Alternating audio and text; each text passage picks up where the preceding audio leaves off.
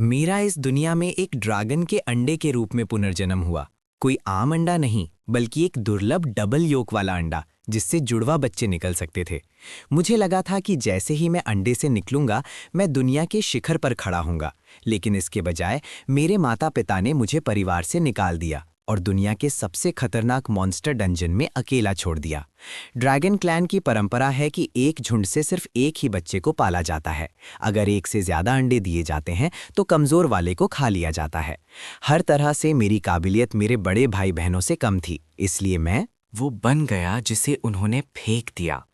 ये dungeon high level monster से भरा हुआ है और मेरा superior to your bloodline मुझे उनके लिए एक पसंदीदा शिकार बनाता है। मेरे ड्रैगन माता पिता को इस बात की ज़रा भी चिंता नहीं थी कि मैं कभी वापस आऊँगा, और चीज़ें बिल्कुल वैसी ही हुईं जैसा उन्होंने सोचा था। लेवल 1 पर जिंदा रहना ही एक बड़ी बात लग रही थी। मेरा छोटा दुबला पतला शरीर मुझे हाई लेवल मॉन्स्टर से बचने के लिए छिपने में मदद करता था, लेकिन खाने की कमी मुझे धीरे धीरे मौत की तरफ ले जा रही थी। मैं एक पागल की तरह इधर उधर भटक रहा था, खाने के लिए कुछ भी ढूंढ रहा था। तभी एक अंधेरी गुफा से हल्की खट्टी सी महक आई। वो तेज थी, थोड़ी खराब भी, लेकिन मेरे बचपन के इंस्टिंक्ट्स चिल्ला रहे थे कि ये खाना है। एक ऐसी महक जिसे सिर्फ एक ड्रैगन की नाक ही पहचान सकती थी। मैंने बिना सोचे समझे कई गुफाओं को पार किया और आखिरकार उस महक के सोर्स तक पहुंच गया। गुफा के खोखले हिस्से में एक गोल गुंबद जैसी जगह थी, जहां एक 20 मीटर लंबा विशाल ड्रैगन लेटा हुआ था। एक लेवल 28 का सब स्पीशीज अर्थ ड्रैगन। उसकी एक छींक भी मुझे सीधे मार सकती थी। महक का पीछा करते हुए मैंने देखा 3 या 4 अर्थ ड्रैगन के बच्चे मेरे ही साइज के थे, जो भूख से दूध पी रहे थे। अर्थ ड्रैगन्स असली ड्रैगन्स नहीं होते, लेकिन उनमें ड्रैगन का खून होता है। सबसे ज़रूरी बात, एक सबस्पीशीज अर्थ ड्रैगन का दूध मैं, एक कैंडल ड्रैगन होने के नाते, बिल्कुल पी सकता था। अंधेरे में छिपकर मैं धीरे धीरे उस अर्थ ड्रैगन के पेट की तरफ बढ़ा। उन चारों बच्चों को साफ साफ देखकर मैं राहत से चिल्ला ही पड़ा था। किस्मत मेरे साथ थी। नए पैदा हुए बच्चों ने अभी तक अपनी आंखें नहीं खोली थीं। मुफ्त का दूध पीते हुए कोई नहीं पकड़ सकता था। मैंने कंफर्म करने के लिए आखिरी बार देखा। सब स्पीशीज अर्थ ड्रैगन देख नहीं रही थी। फिर मैंने अपनी भूख को हावी होने दिया। मैं उससे चिपक गया और लालच से घूंट घूंट करके पीने लगा। दूध पिलाने वाली अर्थ ड्रैगन अचानक से कांप उठी, हैरान होकर, अरे कौन इतनी जोर से खींच रहा है? लेकिन एक माँ की ममता ने उसे बताया कि एक भूखा बच्चा खा रहा है, ये अच्छी बात है, और उसका बीच में रोकने का मन नहीं हुआ, इसीलिए उसने कुछ नहीं कहा। जैसे ही गर्म दूध मेरे गले से नीचे उतरा और मेरे शरीर में गया, मेरा लगभग जमा हुआ शरीर एक अजीब गर्माहट से भर गया। उसके साथ साथ मेरा लेवल भी धीरे धीरे बढ़ने लगा। शायद ये मौत से बचने की राहत थी, या शायद अर्थ ड्रैगन की गर्माहट बहुत सुकून दे रही थी। लेकिन जैसे ही मेरा तनाव खत्म हुआ, मेरा सिर झुक गया और मैं गहरी नींद में सो गया। मुझे नहीं पता कितना वक्त बीता जब मेरी गर्दन के पिछले हिस्से में एक तेज चुभन ने मुझे जगा दिया। फिर एक विशाल पतली पुतली वाली आंख ने मेरी पूरी नज़र को भर दिया। गुस्से से भरी उन आंखों में देखते हुए मैं सिर्फ यही दुआ कर सकता था कि वो मुझे जल्दी से चबा ले, ताकि सब जल्दी खत्म हो जाए। इसलिए मैंने अपने हाथ पैर समेट लिए, आंखें बंद कर लीं और किस्मत के हवाले कर दिया। लेकिन मौत नहीं आई। अर्थ ड्रैगन के चेहरे के भाव बदल गए, उलझे हुए, समझ से परे। गुस्सा दया में बदल गया, फिर एक लाचारी का एहसास। आखिरकार एक लंबी चुप्पी के बाद उसने अपनी आंखें बंद की और एक धीमी सांस ली। फिर मुझे धीरे से अपने बच्चों के बीच वापस रख दिया। मैं बिल्कुल हक्का बक्का रह गया। अर्थ ड्रैगन ने पहले ही मुंह मोड़ लिया था, वापस लेट गई और खर्राटे लेने लगी। नए बच्चों ने उत्सुकता से मुझे घेर लिया। 4 छोटे पप्पी की तरह सूंघ रहे थे और चाट रहे थे, जैसे एक नए भाई का स्वागत कर रहे हों। नहीं यार, मॉम सच में इस बदसूरत चीज़ को रख रही हैं। ये कितना अजीब दिखता है, किसी एलियन छिपकली की क्रॉस ब्रीड जैसा। मैंने पास जाकर देखा और महसूस किया कि हर एक शब्द मेरे लिए अपमान था। मैंने अपना मुंह खोला और गुस्से में दहाड़ा। चारों बच्चे वहीं जम गए। साफ था, उन्हें उम्मीद नहीं थी कि मैं जवाब दूंगा। मुझे भी इसकी उम्मीद नहीं थी। लेवल अप होने और टेलीपैथिक कम्युनिकेशन अनलॉक होने के बाद ना सिर्फ मैं दूसरे मॉन्स्टर्स को समझ सकता था, बल्कि वो भी मुझे समझ सकते थे। और इस तरह मैंने उस गुफा में आराम से 3 दिन बिताए। उन बच्चों के साथ रहना हैरानी की बात है, काफ़ी अच्छा था। उनकी ज़बान खराब थी, लेकिन बस इतना ही। उन्होंने मुझे कभी सच में परेशान नहीं किया। वो मेरा लगातार मजाक उड़ाते थे, मेरे बेशरम मुफ्तखोरी पर नीचा दिखाने का नाटक करते थे। लेकिन असल में क्योंकि मैं सबसे छोटा, दुबला पतला और बदसूरत था, जब भी हम सोते वो चारों मुझे घेर लेते थे। और जब भी गुफा के बाहर हल्की सी भी हरकत होती, वो मेरे करीब आकर कहते, पीछे हटो, तुम बेकार छोटू, और चुप रहो और रास्ते में मत आना।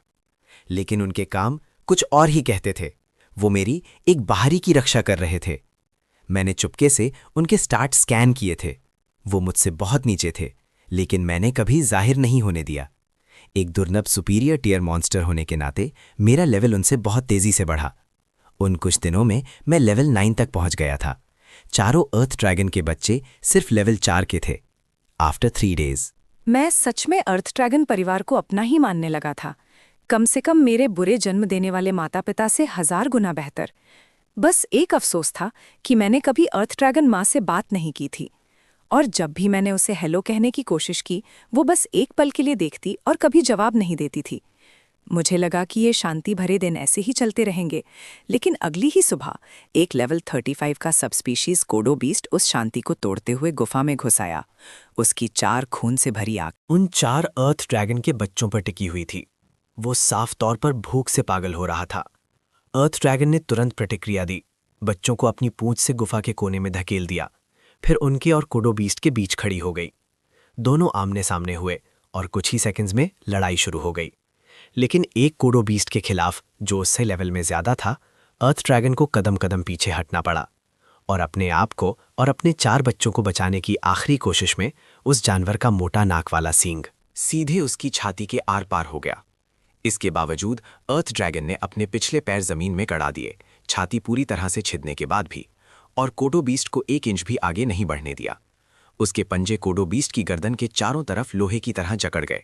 फिर एक दहाड़ के साथ उसने अपने शाख जैसे जबड़े खोले और उन्हें कोडो बीस्ट की पीठ में घुसा दिया, मांस का एक बड़ा टुकड़ा उखड़ते हुए। 2 विशाल प्राणियों के एक दूसरे से टकराने से गुफा हिलने लगी और टूटने लगी। चट्टानों की बारिश होने लगी। मैं हवा में उछला, गिरते हुए पत्थरों को अपने हाथ पैरों से तोड़ रहा था, लेकिन गुफा बहुत तेजी से गिर रही थी। सिर्फ 4 बच्चों को बचाना ही मेरी पूरी ताकत ले रहा था। उनकी माँ की मदद करने के लिए कुछ नहीं बचा था। अगर मैंने कोशिश भी की होती तो मैं कोडो जैसे मोटी चमड़ी वाले जानवर के खिलाफ कुछ नहीं कर पाता। मैं सिर्फ रास्ते में आता।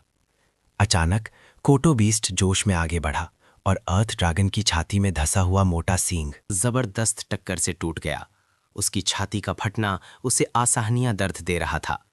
अर्थ ड्रैगन माँ जानती थी कि वो इस लड़ाई में नहीं बचेगी। वो अपने बच्चों को आखिरी बार देखने के लिए मुड़ी, और जब उसने मुझे उन्हें बचाने के लिए जान से लड़ते देखा तो उसकी आंखों में एक शांत सी गर्माहट आ गई, जैसे कह रही हो, तुम्हें ना खाना सही फैसला था। फिर उसकी खून से भरी आंखें पूरी तरह से खुल गईं।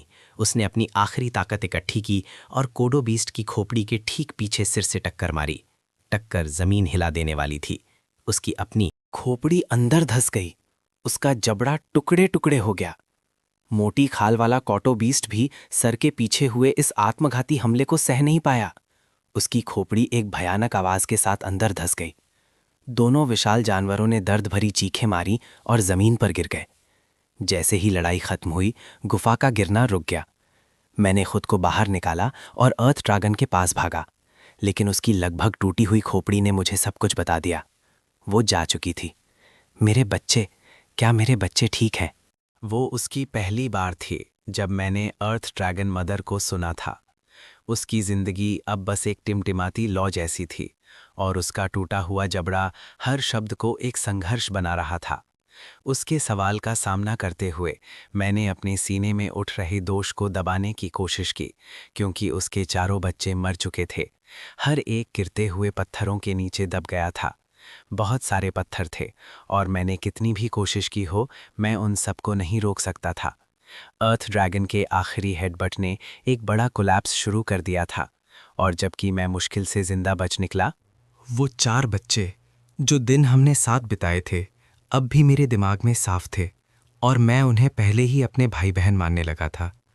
कुछ ही मिनट पहले वो जिंदा थे और जीवन से भरे थे, और अब वो सब मलबे के नीचे दफन आत्माएं थे। मेरे बच्चे, क्या वो ठीक हैं? अर्थ ड्रैगन की आंखें टक्कर में नष्ट हो गई थीं। फिर भी उसने अपनी आखिरी सांस पूछने में लगा दी। उसकी आवाज़ में उनके लिए सिर्फ प्यार भरा था। दोष की एक लहर मुझ पर टूट पड़ी, detonating inside my chest like a bomb. मैंने अपने दांत इतनी जोर से भींचे कि मुझे लगा वो टूट जाएंगे। मैंने दुख को दबा लिया और अपनी आवाज़ को जितना हो सके नरम रखा। वो ठीक हैं, वो बस बेहोश हो गए हैं, वो सब ठीक हैं। ऐसा है क्या? एक राहत भरी मुस्कान उसके चेहरे पर आ गई। जब मैं चली जाऊं तो मुझे खा लेना। उसके शब्दों ने मुझे ठंडा कर दिया। हम इस डंजन में पैदा हुए हैं। ये एक श्राप है जो हम जन्म से झेलते हैं।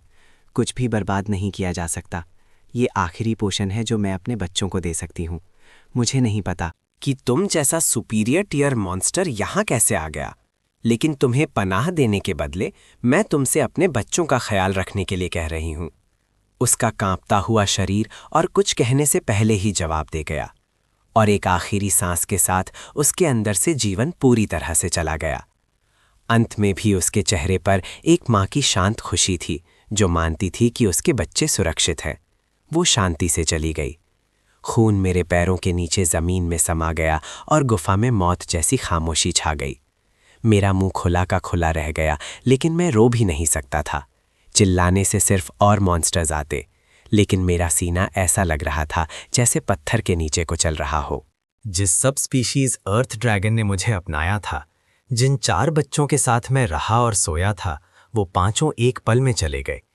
पहली बार जब उनकी माँ ने मुझसे बात की, वो उसके आखिरी शब्द थे।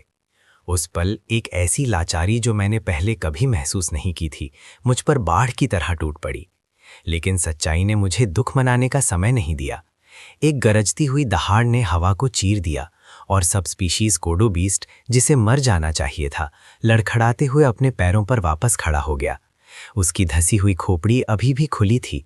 उसने एक जीत की दहाड़ मारी। Eyes, the tiny hatchling left standing before it posed no threat at all. लेकिन क्या तुम जानते हो इस कमबख्त डंजन में फेंके जाने का सबसे अच्छा हिस्सा क्या है? मैंने अपना सिर झुकाया और अपने पंजों को मुट्ठियों में बांध लिया। उस विशाल जानवर का सामना करते हुए मेरी आवाज़ कांप रही थी, डर से नहीं बल्कि जोश से। Notification, new skill dragon aura has been unlocked. वो ये है कि मैं तुम्हें अपने इन्हीं 2 पंजों से मारूंगा। एक दहाड़ के साथ मैं सीधे सबस्पीशीज कोडो बीस्ट पर झपटा। उसके घाव गहरे थे, लेकिन इस लेवल पर उसकी मोटी खाल को पार करना मेरे लिए एक सपने जैसा था। फिर भी एक रास्ता था। जीत का रास्ता उस माँ ने खुद मेरे लिए तैयार कर दिया था। उसके बचाव को तोड़ने का रास्ता, वो घाव जो उस माँ ने उसकी गर्दन के पीछे खोला था। मैं दहाड़ा और रोशनी की किरण की तरह आगे बढ़ा, सीधे उस कोडो के सिर के पीछे। दोनों पंजे पूरी तरह से फैलाए, अंदर घुसाकर घाव को और चीरता हुआ। उस माँ के 3 दिन का शांत, दूर का व्यवहार, उन 4 बच्चों के साथ खाने के लिए भटकना, एक साथ सिमटकर सोना, ये तस्वीरें मेरे दिमाग में एक घूमती हुई लालटेन की तरह चमकी, और मेरा मारने का इरादा उन ऊंचाइयों तक पहुंच गया जिसे मैंने कभी नहीं जाना था। मेरे दिमाग में बस एक ही ख्याल था, इस कोडो बीस्ट को मारो और उनका बदला लो। 3 या 4 घंटे बाद मैं अर्थ ड्रैगन माँ के शरीर के सामने खड़ा था, अपने पंजे धीरे से उस पर रखे, उसमें बची आखिरी गर्माहट को महसूस कर रहा था। मैंने खुद को दुख में डूबने नहीं दिया। डंजन को आंसुओं की परवाह नहीं है। जैसा उस माँ ने कहा था, monsters born in the dungeon carry a curse from birth. मौत किसी भी पल आ सकती है, और ये कभी अजीब नहीं होता। मेरा एक ही अफसोस था कि मैं अपने 4 भाई बहनों को बचा नहीं पाया था। माँ, मैं तुम्हारे लिए और उन सब के लिए जीऊंगा। मैंने अपना मुंह खोला और उस माँ के शरीर को काटा। मांस का एक टुकड़ा तोड़ा और उसे निगल गया। मैंने सिसकियों को रोका, हर निवाले के साथ अपने आंसुओं को भी निगल रहा था। किसी ऐसे का मांस जिसे मैं प्यार करता था, इतना आसान या कड़वा लग रहा था। मैंने अपनी पूरी ताकत से उसे नीचे उतारा। चाहे मुझे कितनी भी उल्टी आ रही हो, मैं एक निवाला भी बर्बाद नहीं कर सकता था। मेरे पास कोई चारा नहीं था। खून की महक दूसरे मॉन्स्टर्स को खींचती और वो वैसे भी खाई जाती। 3 दिन बाद मैं एक गुफा से बाहर निकला। मेरा लेवल सिर्फ 18 था, लेकिन एक सुपीरियर टीयर मॉन्स्टर के ग्रोथ एडवांटेज के कारण मैं पहले से ही लेवल 30 के नीचे वाले मॉन्स्टर्स का सामना कर सकता था। मैंने अपने पंजे चटकाए और अपने होठों के एक कोने को लड़ाई के लिए तैयार मुस्कान में बदला। सामने फाइले इस अंतहीन डंजन को देखते हुए, आसपास 3 मॉन्स्टर्स, बिल्कुल सही समय। मुझे फिर से भूख लगी है और इसके साथ मैंने बाहर निकलने के लिए अपना पहला कदम उठाया। गुफा छोड़ने के 5 दिन हो चुके थे और आसपास के हर मिनोटॉर को मैंने साफ कर दिया था। आखिरी वाले को खत्म करने के बाद मेरा लेवल 20 पर पहुंच गया।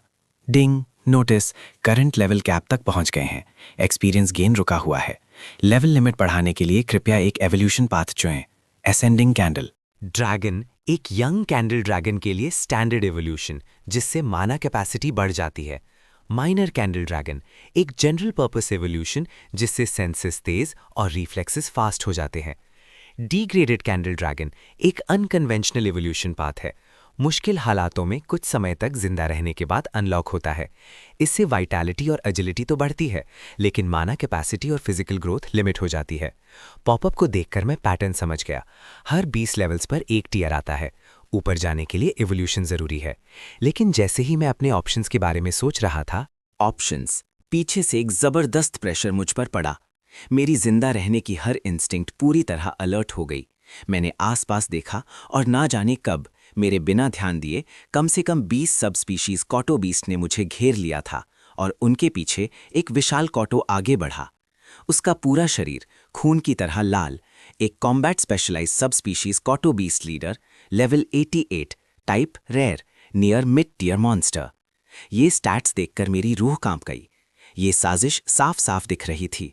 कॉटो बीस्ट लीडर ने जानबूझकर मुझे जाल में फंसाया था। मुझे हैरानी इस बात की थी कि इस क्रीचर से मेरी कोई दुश्मनी नहीं थी, हमारे बीच कोई झगड़ा नहीं था, तो फिर कॉटो बीस्ट अचानक मेरे पीछे क्यों पड़ गया? फिर मुझे समझ आया। मैंने टेलीपैथिक कम्युनिकेशन एक्टिवेट किया और बात करने के लिए तैयार हो गया। कॉटो बीस्ट लीडर ने पहले गुस्से से सांस छोड़ी, फिर बोला, सोचा नहीं था कि हमारे इलाके से खाना चुराने वाला इतना छोटा सा बच्चा होगा। इससे सब साफ हो गया। मिनोटॉर्स कॉटो बीस्ट का मेन खाना होते हैं और अपने शुरुआती दिनों में अपनी कॉम्बैट स्किल्स को बेहतर करने के लिए और ग्लटनी स्किल के कारण मेरी भूख आसमान छू रही थी। मैं कई दिनों से लगातार मिनोटॉर्स का शिकार कर रहा था, जिससे पूरे एरिया में उनकी गिनती तेजी से कम हो गई। इससे उस एरिया के कॉटो बीस्ट के लिए खाने की सख्त कमी हो गई। अभी मैं इस पर सोच ही रहा था कि मैंने बस कंधे उचकाए। कमजोरी दिखाओगे तो लोग तुम्हें कुचल देंगे, यही यहाँ का नियम है। ये सच्चाई डंजन में खास तौर पर लागू होती है। मैंने अपने पैर जमाए और गर्दन टेढ़ी की। हाँ, वो मैं ही था। तुम्हारे कॉटो बीस्ट ने मेरी माँ को खाया था, नहीं? तुम लड़ना चाहते हो? मैं यहीं हूं। ये कहते ही मेरे पूरे शरीर से नीली हरी रोशनी निकलने लगी और मैंने ऐसा पोज बनाया जैसे मैं उन सबको चीर फाड़ दूंगा। अंदर ही अंदर मैं पहले ही भागने का प्लान बना रहा था।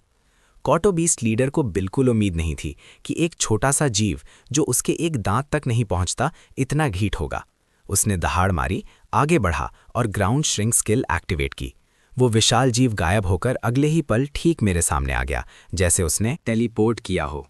उसी समय मुझे घेरे हुए दर्जनों कोडो बीस्ट्स ने एक साथ दहाड़ मारी और मुझे लगा जैसे मेरे चारों हाथ पैरों से जान निकल गई है। मैं 1 इंच भी हिल नहीं पा रहा था। मेरे लेवल से इतने ऊपर के कोडो बीस्ट का एक ही वार और सब कुछ खत्म हो जाता। उस पल मेरे दिमाग में अनेकों तरकीबें आईं और सभी तुरंत बेकार हो गईं। कोई प्लान नहीं था, बचने का कोई रास्ता नहीं था। फिर न जाने कहां से एक नीली रोशनी का पिलर तेजी से आया और उसने बेखबर कॉटो बीस्ट लीडर को पूरा निकल लिया और उसके सबसे पास वाले कॉटो बीस्ट को चीखने का मौका तक नहीं मिला। वो उसी जगह राख हो गए।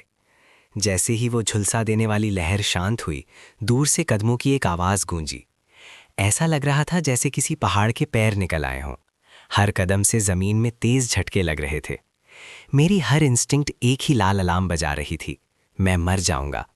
जैसे जैसे कदमों की आवाज पास आई, मैंने अपने 2 जन्मों की सारी हिम्मत इकट्ठी थी और पीछे देखा। मेरे दिल की धड़कन रुक गई। एक पहाड़ों की श्रृंखला जितना विशाल और ऊंचा आकार मेरी नज़रों के सामने आ गया। सबसे पहली चीज जो मैंने देखी वो उसका चेहरा नहीं था, वो मेरी स्किल ट्रूथ से मिली डेटा की पहली लाइन थी। Target leviathan, level 355, type superior tier monster. उसके एट्रीब्यूट्स इतने ज़्यादा थे कि ट्रूथ उसके लेवल और टियर के अलावा कुछ भी रजिस्टर नहीं कर सका। मैंने अपनी सांस रोक ली। सोचने का समय नहीं था, ये सोचने का भी नहीं कि एक डंजन बॉस यहाँ पहले फ्लोर पर क्या कर रहा है। जैसे जैसे कदमों की आवाज़ धीरे धीरे दूर होती गई, जब पूरी तरह से शांत छा गई, तभी मैंने सांस लेने की हिम्मत की। उस धमाके से मेरा दाहिना पैर जख्मी हो गया था। कुछ देर सोचने के बाद मैंने यहीं और अभी इवॉल्व होने का फैसला किया। ये कंफर्म करने के बाद कि आसपास कोई और मॉन्स्टर नहीं है, मैंने एवोल्यूशन ऑप्शंस फिर से खोले। फ्लेजलिंग कैंडल ड्रैगन सबसे आम एवोल्यूशन है, लेकिन इससे डंजन की तंग जगहों में शरीर का आकार बढ़ जाता है। इससे मुझे ही दिक्कत होती, इसलिए ये तो सवाल ही नहीं उठता। सारे डिस्क्रिप्शंस ध्यान से पढ़ने के बाद मैंने डिग्रेडेड कैंडल ड्रैगन को चुनने का फैसला किया। स्टैट्स के हिसाब से देखा जाए तो भले ही ये ब्लड लाइन को कमज़ोर करता है, लेकिन आखिर में ये है तो एक कैंडल ड्रैगन ही, जिसे भविष्य में एक असली कैंडल ड्रैगन में वापस बदलने का रास्ता खुला रहता है। और इसके स्टैट्स काफ़ी बैलेंस्ड हैं। हमेशा बदलते डंजन में जिंदा रहना किसी एक एबिलिटी में माहिर होने से नहीं होता, ये ज़्यादा ऑप्शंस होने के बारे में है। ये तय करके मैंने अपनी आंखें बंद कर ली। नोटिफिकेशन, एवोल्यूशन कमांड मिल गया है। एवोल्यूशन 10 सेकंड में पूरा हो जाएगा। Mein Pelgei. Dart, Tant, Kuhn Cabena, Zacka, Sapkush Geierpoker. Mere Kamsur Sherie में Garm und Ubalta Hua Kuhn Bagea. Porani Carlo Tarni लगी, उसकी जगह नॉइस केस आ रही थी। इस एहसास को महसूस करने का मुझे वक्त नहीं मिला और ये खत्म हो गया। डिंग! लेवल बढ़कर 8 हो गया। मेरी आसमानी रंग की स्केल्स अब गेरी बैंगानी हो गई थी, जो पहले से ज़्यादा मजबूत दिख रही थी। बाकी सारे स्टैट्स भी बढ़ गए थे। ड्रैगन विजन और परसेप्शन दोनों के तेज होने से मैं साफ महसूस कर सकता था कि लिवायासन की मौजूदगी से फ्लोर 1 पर मॉन्स्टर की आबादी खत्म हो रही थी और जो भी जिंदा था वो घबराकर भाग रहा था। मुझे कोई अंदाज़ा नहीं था कि लवायथन, एक डंजन बॉस, फ्लोर 1 पर क्यों आया था, लेकिन मैं एक बात जानता था, पहला फ्लोर अब पूरी तरह बदलने वाला था। यही सोचकर मैंने अपना फैसला किया, अब फ्लोर 2 पर जाने का समय आ गया है। माँ को खोने के कुछ ही समय बाद मुझे फ्लोर 2 का प्रवेश द्वार पहले ही मिल गया था। मैं अब तक वहाँ इसलिए नहीं गया था क्योंकि वजह साफ थी। एक बार आप फ्लोर 2 पर उतर गए तो आप फ्लोर 1 पर वापस नहीं आ सकते। मुझे अभी भी नहीं पता था कि लेवायथन यहाँ क्या कर रहा था, लेकिन अगर हालात ने मुझे मजबूर नहीं किया होता तो मैं इतनी जल्दी नीचे नहीं जाता। कुछ मिनट बाद मैं रास्ते की मुहाने पर खड़ा था, नाक बंद की, आंखें बंद की और सीधे नीचे कूद गया। लंबी गहराई में गिरने के बाद मैंने एक साफ लैंडिंग की उम्मीद की थी। इसके बजाय एक इंसानी कवच के टुकड़े ने लैंडिंग को बिल्कुल भी आसान नहीं होने दिया। लेकिन इससे मुझे एक बात का एहसास हुआ, क्या इंसान सच में इस दुनिया की सबसे शक्तिशाली प्रजाति है? मैंने पैदा होने के बाद से एक भी इंसान नहीं देखा था। लेकिन जैसे ही ये ख्याल मेरे दिमाग में आया, मेरे पीछे 7 या 8 मीटर दूर से एक हल्की सी सरसराहट की आवाज़ आई। ये सोचकर कि कोई मॉन्स्टर घाट लगाने की कोशिश कर रहा है, मैं चौकन्ना होकर घूम गया। और जैसे ही मैं घूमा, मेरे दिल के साथ कुछ ऐसा हुआ जिसकी मुझे उम्मीद नहीं थी। ज़्यादा दूर नहीं, एक बंद गली के कोने में एक छोटी सी दुबली पतली लड़की थी। पुनर्जन्म के बाद ये पहला इंसान था जिससे मैं मिला था, और ऊपर से वो खूबसूरत भी थी। मेरे जैसे इंट्रोवर्ट के लिए, जो 2 जन्मों से अकेला था, कल्पना के घोड़े दौड़ने लगे। लेकिन जैसे ही मैंने कुछ कहने के लिए अपना मुंह खोला, वो लड़की डर से चीखी और जमीन पर गिर गई। घबराहट में पीछे खिसकने लगी, बेचैनी से पैर मारते हुए। लेकिन ठीक उसके पीछे एक पत्थर की दीवार थी, जाने के लिए कोई जगह नहीं थी। उसका रिएक्शन देखकर मैं हैरान रह गया। मेरा ये छोटा सा गोलमटोल रूप तो किसी भी लड़की को प्यारा लगना चाहिए था, है ना? मैं जमीन पर झुक गया और उसकी तरफ ऐसे बढ़ा जैसे कोई सड़क पर आवारा बिल्ली के पास जाता है। हे, मेरा कोई नुकसान पहुंचाने का इरादा नहीं है। मैं बस जानना चाहता हूं कि तुम यहाँ कैसे पहुंची। क्या तुम मुझे समझ सकती हो? लड़की और भी डरी हुई लग रही थी, अपने मुंह में कुछ बड़बड़ा रही थी। लड़ो और शायद बच जाओ, नहीं लड़ोगे तो ज़रूर मर जाओगे। मास्टर गिंगे, मुझे शक्ति दो। ऐसे शब्द जिनका मेरे लिए कोई मतलब नहीं था। परेशान होकर मैंने खुद को समझाने के लिए उसके पास जाने की कोशिश की, लेकिन जैसे ही मैं 2 मीटर के दायरे में आया, उसने अचानक हमला कर दिया। अपनी पूरी ताकत से एक राउंड हाउस किक मारी। मुझे बिल्कुल भी अंदाज़ा नहीं था, और इतने पास से वो किक ठीक मेरे सर के सबसे कमज़ोर हिस्से पर लगी। तब मेरी आंखों के सामने एक लाइन आई, HP-1। मैं सोचे बिना नहीं रह सका। कितनी कमज़ोर। मैंने ट्रूथ खोला और उसके स्टैट्स चेक किए। बेचारी कहना भी कम होगा। Target active duty battle monk, level 19। Type common on human female. Reproductive value above average. ऐसे स्टैट्स के साथ तो वो फ्लोर 1 पर भी नहीं टिक पाती, और मैं सच में नहीं समझ पा रहा था कि वो फ्लोर 2 तक कैसे पहुंची। वो लड़की अब जमीन पर झुकी हुई अपना पैर पकड़े हुए थी। साफ दिख रहा था कि उसे बहुत दर्द हो रहा है। किक ने मुझे कुछ नहीं किया था, लेकिन उसके दाहिने पैर में बुरी तरह मोच आ गई थी। लेकिन अगले ही पल चोट को पूरी तरह नज़रअंदाज करते हुए वो एक पागल की तरह पास की सुरंग की तरफ भागी। मैं उसका पीछा करने के लिए आगे बढ़ा, लेकिन ऊपर से ब्लड फैंग स्पाइडर्स लगातार गिरते रहे, बार बार मेरा रास्ता रोकते हुए। डंजन के मॉन्स्टर्स लाइफ एसेंस के आधार पर शिकार करते हैं, जिसका मतलब था कि वो कमज़ोर इंसान उनकी दिलचस्पी से बाहर थी। वो सब इसके बजाय मुझ पर झपटे। ऐसा नहीं कि उनसे कोई असली खतरा था, लेकिन उनकी वजह से मैं उस लड़की को पूरी तरह खो बैठा। मैं बहुत निराश था। वो यहीं थी, और बस ऐसे ही वो चली गई। 5 दिन बीत गए, और मैंने धीरे धीरे फ्लोर 2 पर अपने पैर जमा लिए। फ्लोर 1 के विपरीत यहाँ के मॉन्स्टर्स बहुत ज़्यादा किस्म के थे। लगभग हर दिन मैं ऐसी प्रजातियों से टकराता था जिन्हें मैंने पहले कभी नहीं देखा था, और उनमें इंसान भी शामिल थे। सिवाय इसके कि मुझे जो भी इंसान मिला वो या तो लाश था या हड्डियों का ढेर। उस दिन की लड़की अभी भी मेरे दिमाग में थी, ज़्यादातर इसीलिए क्योंकि वो इंसान थी। पिछले कुछ दिनों में मैं फ्लोर 2 पर एक से ज़्यादा बार इंसानी अवशेषों से टकराया था, और यहाँ तक कि बहुत सारे इंसानी पैरों के निशान भी मिले, जो कम से कम 200 से 300 लोगों के ग्रुप का इशारा दे रहे थे। फिर भी मैं उन्हें बहुत खोजना चाहता था। डंजन का माहौल साफ तौर पर इंसानों के लिए नहीं बना है। अगर उनके पास अंदर आने का साधन था, तो लॉजिक कहता है कि उनके पास बाहर जाने का भी साधन होगा। कम से कम लॉजिक तो यही था, और इस संभावना का ही मैं कब से इंतजार कर रहा था। बदकिस्मती से दिनों तक इंसानी निशानों का पीछा करने की कोशिश से कुछ भी हासिल नहीं हुआ। सिर्फ और अवशेष मिलते गए, एक के बाद एक। फिर जैसे ही मैं गुफा से निकलने वाला था, एक सुई जैसी चुभने वाली ठंडक मेरी पीठ से नीचे तक गई। मेरे दिमाग से पहले मेरे शरीर ने रिएक्ट किया। एक साइड रोल, बिल्कुल सहज। हवा का एक बहुत ही आक्रामक झोंका मेरे सर के पास से गुजरा, और पत्थर की दीवार में कई फुट लंबे 4 गहरे निशान बना दिए, जैसे पत्थर कागज हो जिसे एक बिल्ली ने नोच दिया हो। सोचने का समय नहीं था। मैंने तुरंत ड्रैगन विजन से मिली तेज सुनने की शक्ति को एक्टिवेट किया, और थोड़ी दूर पर एक छोटे से जीव को महसूस किया, जो एक अविश्वसनीय गति से मेरी तरफ आ रहा था। जब तक मैं इसे समझ पाता, वो जीव मेरी पीठ से 50 सेंटीमीटर से भी कम दूरी पर था। मेरी रूह कांप गई। पीछे मुड़कर देखने का भी समय नहीं था। एक और साइड रोल। तेज पंजे बाल बराबर फासले से मेरे चेहरे पर लगी स्केल्स को रगड़ते हुए निकल गए, और जब मैं लुढ़ककर अलग हुआ तो मैंने अपने चेहरे पर 4 घाव पाए। 2 वार, और तुम अभी भी सांस ले रहे हो। कोई हैरानी नहीं कि तुमने मेरे इलाके में घुसने की हिम्मत की। लगता है तुम्हारे पास सच में कुछ स्किल्स हैं। एक लड़की की आवाज़ अंधेरे से आई। वो 4 पैरों वाला जीव अंधेरे में छिपा हुआ था, और अपने पंजों से खून चटने के बाद वो एक इंसान की तरह अपने पिछले पैरों पर खड़ा हो गया। मुझे लगता है तुम्हारे पास टेलीपैथिक कम्युनिकेशन स्किल है, तो हम बात कर सकते हैं।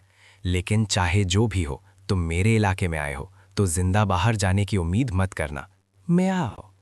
मैं उसे साफ नहीं देख सकता था, लेकिन मैं बता सकता था कि वो जीव मुझे देखकर मुस्कुरा रहा था। जैसे ही उसने ये शब्द खत्म किए, वो परछाई अंधा कर देने वाली रफ्तार से मुझ पर झपटी, इतनी तेज कि नंगी आंखें मुश्किल से देख सकती थी। एक ही जीव से ऐसा एहसास हो रहा था जैसे दर्जनों ने मुझे एक साथ घेर लिया हो। मैंने कभी सोचा नहीं था कि मेरा सामना ऐसे दुश्मन से होगा जिससे निपटना नामुमकिन हो। जब तक मैं अपने ज़रूरी अंगों को बचाता रहा और एक हिट किल से बचता रहा, मैं जल्दी नहीं मरूंगा। लेकिन इस जीव की बेहिसाब रफ्तार ने मुझे लगभग पूरी तरह लाचार कर दिया था। अगर ये चलता रहा तो देर सवेर मैं मार दिया जाऊंगा, और ये जीव साफ तौर पर मुझे मारने के इरादे से आया था। एक ऐसी स्थिति का सामना करते हुए जिसमें जीत नहीं सकता था, मैंने बिना हिचकिचाए ट्रूथ में स्किल ट्री मैप खोल लिया। मैंने पहले भी स्किल ट्री का अध्ययन किया था। भले ही ये जटिल लगता था, ज्यादातर स्किल्स बस मौजूदा स्किल्स के अपग्रेड या ब्रांचेस थे और बिना प्री रेक्विजिट्स के अनलॉक नहीं किए जा सकते थे। लेकिन बेस लेवल स्किल्स वो मैंने बहुत पहले ही ठीक ऐसे ही पल के लिए याद कर लिए थे। अनलॉक ड्रैगन परसेप्शन, एक अनलॉक पॉइंट इस्तेमाल हुआ, अनलॉक्ड। अनलॉक मेंटल फोकस, एक अनलॉक पॉइंट इस्तेमाल हुआ, unlocked. Unlock pulse, 5 skill tree पर दौड़ गई। जब ड्रैगन परसेप्शन और मेंटल फोकस के नोट्स चल उठे, मेरी आंखें झट से खुल गई और एक पल में दुनिया अलग दिखने लगी। मैं घूमा और अपने पीछे खाली हवा में एक मुक्का मारा। एक तेज टक्कर हुई और एक परछाई दूर जा गिरी। बिना एक शब्द कहे मैंने ड्रैगन ब्रेथ का एक झोंका छोड़ दिया। उस जीव को चीखने का भी समय नहीं मिला। नीली आग के एक सैलाब ने पल भर में पूरे अंडरग्राउंड चेंबर को निगल लिया। मैंने अपनी सांस थामी और जल्दी से अपने स्टैट्स चेक किए। इसकी कीमत बहुत ज़्यादा थी, लेकिन उस पर सोचने का समय नहीं था। मैंने देखा कि मेरे एक्सपीरियंस पॉइंट्स बिल्कुल नहीं बढ़े थे, जिसका मतलब था कि टारगेट मारा नहीं था। मेरा दिल उछल गया। वॉइड ड्रैगन ब्रेथ का आमने सामने का वार कोई मामूली बात नहीं थी। मैं आगे बढ़ा जब तक मुझे कोने में जला हुआ जीव नहीं दिख गया। तभी जाकर मेरे दिल को सुकून मिला। लेकिन जैसे ही मैंने साफ तौर पर देखा कि वो क्या था, मेरे अंदर कुछ अजीब सा हुआ। Mutant mongoose, level 51, humanoid type, legendary mid tier monster, रूप बदला हुआ। रिप्रोडक्टिव वैल्यू बहुत ज़्यादा है। पॉपअप को देखते हुए एक ऐसा दर्द जो मैंने पहले कभी महसूस नहीं किया था, मेरे सीने में उठा। मैंने लगभग एक मंगूस को मार ही दिया था। मंगूसेस डंजन के फ्लोर 2 पर आम मॉन्स्टर होते हैं। बिल्ली जैसा रूप, लेकिन चेहरा इंसान से मिलता जुलता और 2 पूंछ। इसे एक आम साधारण मॉन्स्टर से ज़्यादा कुछ नहीं होना चाहिए था। लेकिन मैंने कभी सपने में भी नहीं सोचा था कि मुझे एक ऐसी मंगूस मिलेगी जिसने अपना रूप बदलने की प्रक्रिया पूरी कर ली हो। बिल्ली के कान और पूंछ के अलावा उसका हर हिस्सा पूरी तरह इंसानी लग रहा था, चाहे आप कैसे भी देखें। भले ही उसका 80% से ज़्यादा शरीर जला हुआ था, आप अब भी अंदाज़ा लगा सकते थे कि वो पहले कैसी दिखती थी। और मैं, जिसने कभी दुश्मन को ख़त्म करने में हिचकिचाहट नहीं की, खुद को आखिरी वार करने में असमर्थ पा रहा था। देरी किस बात की, बस मुझे मार दो। म्याओ। मंगूस ने नफ़रत से मुझे घूरा और मैं सच में चौंक गया। काफ़ी देर तक सोचने के बाद आखिरकार मुझे एक अजीब सा बहाना मिल ही गया। बिल्ली का मांस स्वादिष्ट नहीं होता, बहुत खट्टा और फूला हुआ, और मुझे ये इतने दुबले पसंद नहीं। रूप बदली मंगूस ने ठंडी सांस छोड़ी। क्या मैं तुम्हें लाचार दिख रही हूं, इसलिए तुम्हें मुझे खाने में बुरा लग रहा है? आज मुझे छोड़ दो और अगली बार मैं तुम्हें मारूंगी। म्याओ। मैंने बिना सोचे समझे उस धमकी को टाल दिया। मुझे जिस बात ने सच में हैरान किया वो ये थी, तुमने अभी मुझ पर हमला क्यों किया? मैं ड्रैगन ऑरा को 24 घंटे लेवल 2 पर एक्टिव रखता हूं। इससे नुकसान नहीं होता, लेकिन ये दूसरे मॉन्स्टर्स को इशारा देता है कि मैं उलझने लायक नहीं हूं। इसीलिए ज़्यादातर मॉन्स्टर्स मुझ पर पहले हमला करने की हिम्मत नहीं करते। जब उसने जवाब नहीं दिया तो मैंने सवाल दोहराया।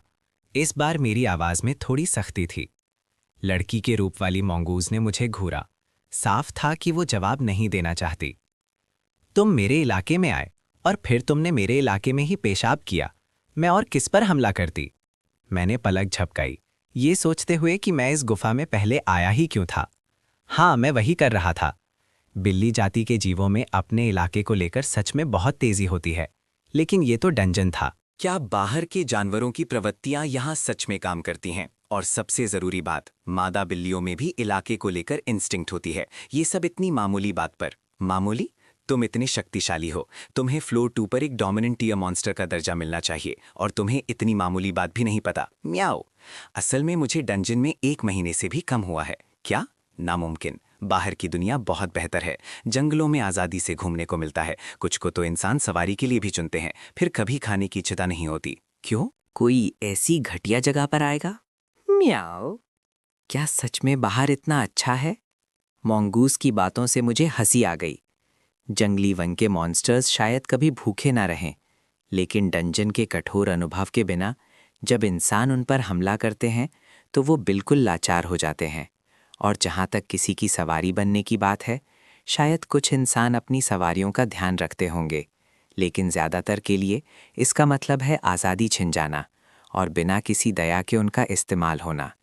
ये किसी पिंजरे में बंद मुर्गे से अलग नहीं है जो कटने का इंतज़ार कर रहा हो। डंजन में 1 महीना, और सबसे साफ बात जो मैं समझ पाया हूँ वो ये है, डंजन मॉन्स्टर्स के लिए एक गंदी बस्ती है, लेकिन ये एक ऐसी जगह भी है जो सच में उनकी है। मैंने उसे ये सब समझाने की जहमत नहीं की। लड़की के रूप वाली मॉन्गूस अब साफ दिख रहे दर्द में तड़पने लगी थी। तुम किस बात का इंतज़ार कर रहे हो? मैं हार गई, बस मुझे मार दो। क्या तुम्हें मुझे तड़पते हुए देखकर मज़ा आ रहा है? म्याओ। उसकी आवाज़ में डर का कोई निशान नहीं था, बल्कि वो ऐसी लग रही थी जैसे किसी को आखिरकार आराम करने की इजाज़त मिल गई हो। इससे मुझे उस पालने वाली माँ की कही एक बात याद आई। हम मॉन्स्टर्स डंजन में पैदा होते हैं। ये एक श्राप है जो हम पैदाइश से झेलते हैं। लंबे समय तक मैंने टेलीपैथिक कम्युनिकेशन का इस्तेमाल करने से बचा। डर था कि मॉन्स्टर्स की मरने की गुहार सुनकर मैं नर्म पड़ जाऊंगा। चाहे मैं कुछ भी बन गया होता, अंदर से मैं अभी भी इंसान था, जिसमें बुनियादी सहानुभूति और दया थी। लेकिन इस जगह ये एहसास मुझे मरवा रखा कि शायद ये कुछ और ही था। लेकिन मंगूस की इस दयनीय हालत को देखकर मैं हिचकिचाने लगा। मैं इतना बेवकूफ़ नहीं था कि उसे बस जाने दूं, ताकि वो किसी दिन वापस आकर मुझे मार दे। जैसे ही मैंने उसे ख़त्म करने के लिए अपना पंजा उठाया, एक ज़ोरदार धमाके ने डंजन को हिला दिया और मेरा पंजा हवा में ही रुक गया।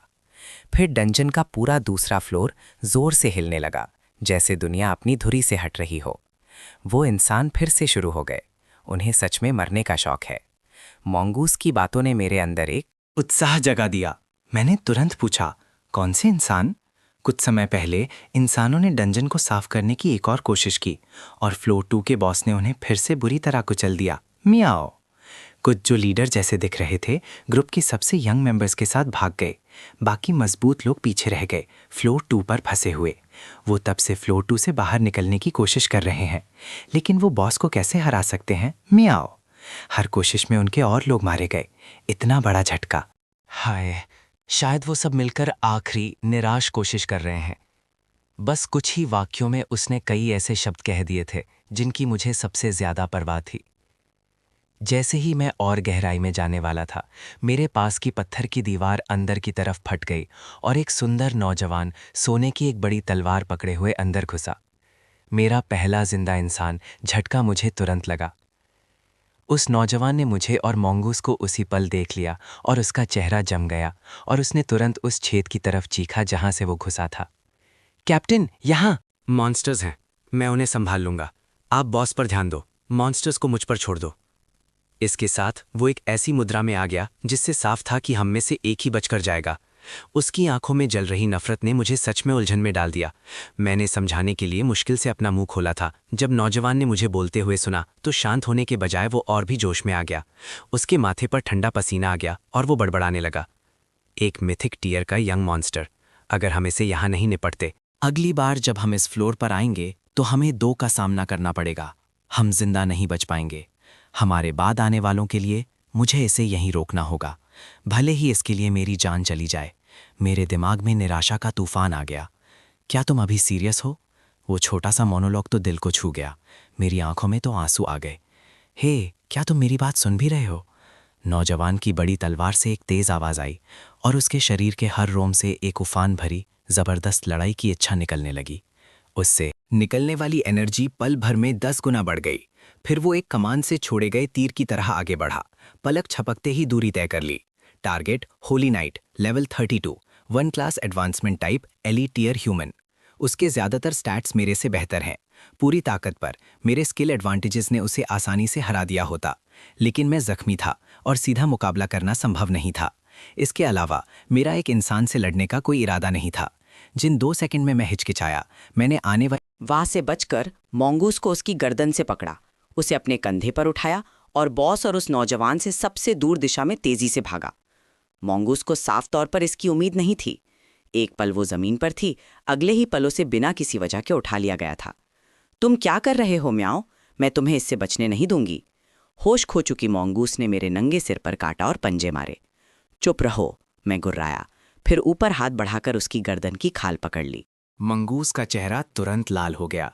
उसका एक बचा हुआ कान झुक गया और उसका शरीर जैसे जम गया हो।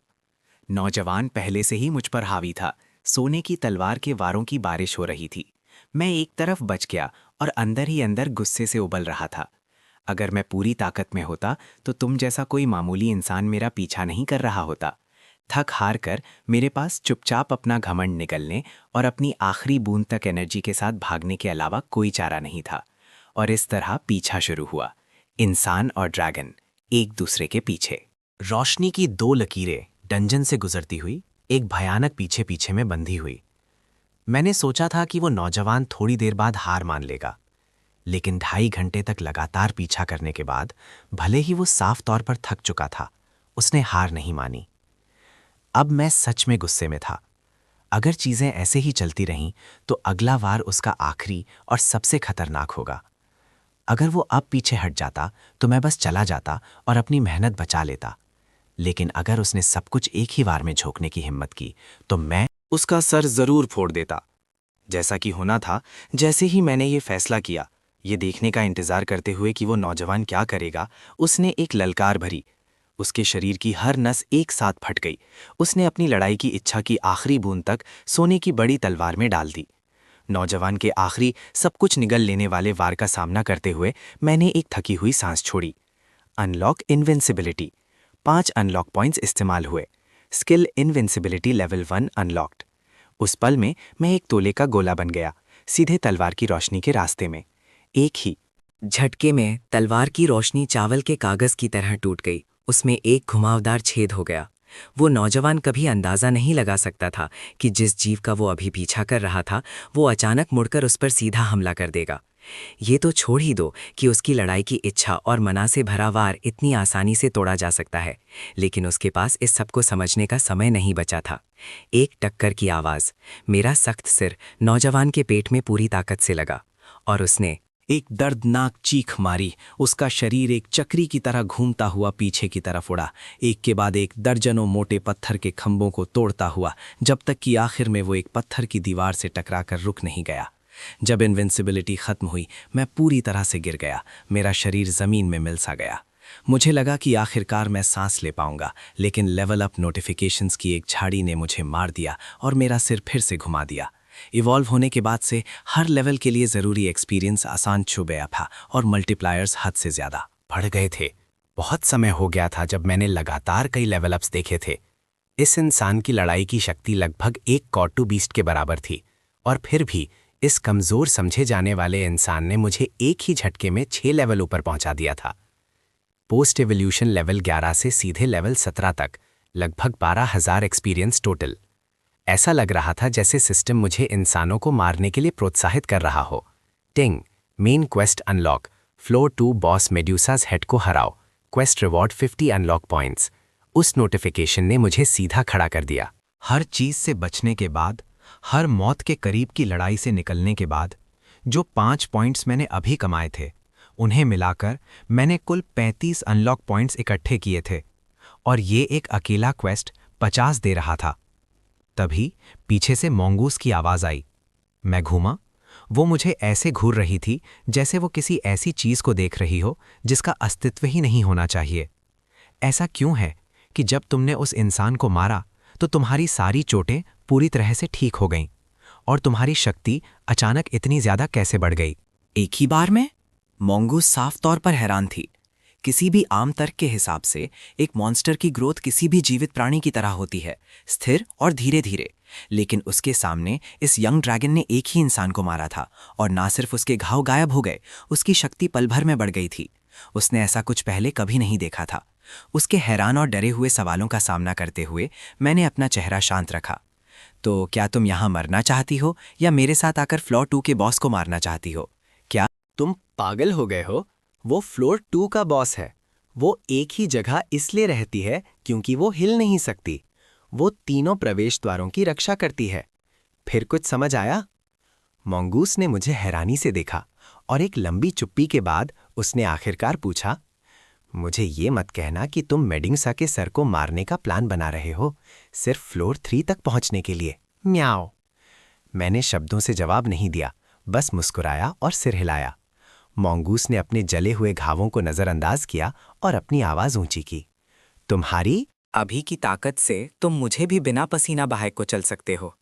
जब तक तुम मेड्यूसा के सर के पास नहीं जाते, तुम इस पूरे फ्लोर पर बिना किसी विरोध के राज कर सकते हो। बिना किसी वजह के खुद को खतरे में क्यों डाल रहे हो? म्याओ।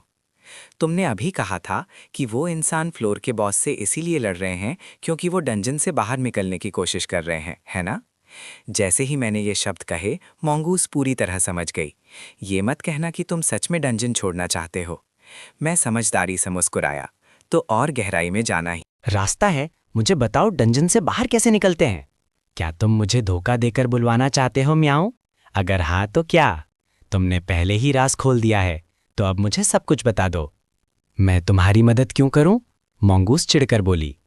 ठीक है, मत करो। मेरे पास एक ऐसी स्किल है जो सीधा दिमाग पढ़ सकती है, हालांकि इसे बहुत दर्द होता है।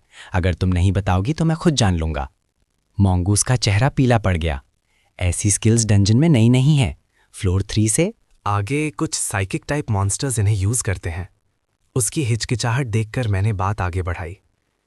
अगर तुम मुझे बताओगी और मेरे साथ काम करोगी तो मैं ना सिर्फ तुम्हें जिंदा छोड़ूंगा बल्कि तुम्हारी सारी चोटें ठीक कर दूंगा। एक हाथ से फायदा, दूसरे से धमकी। मुझे पता था ये कैसे काम करता है।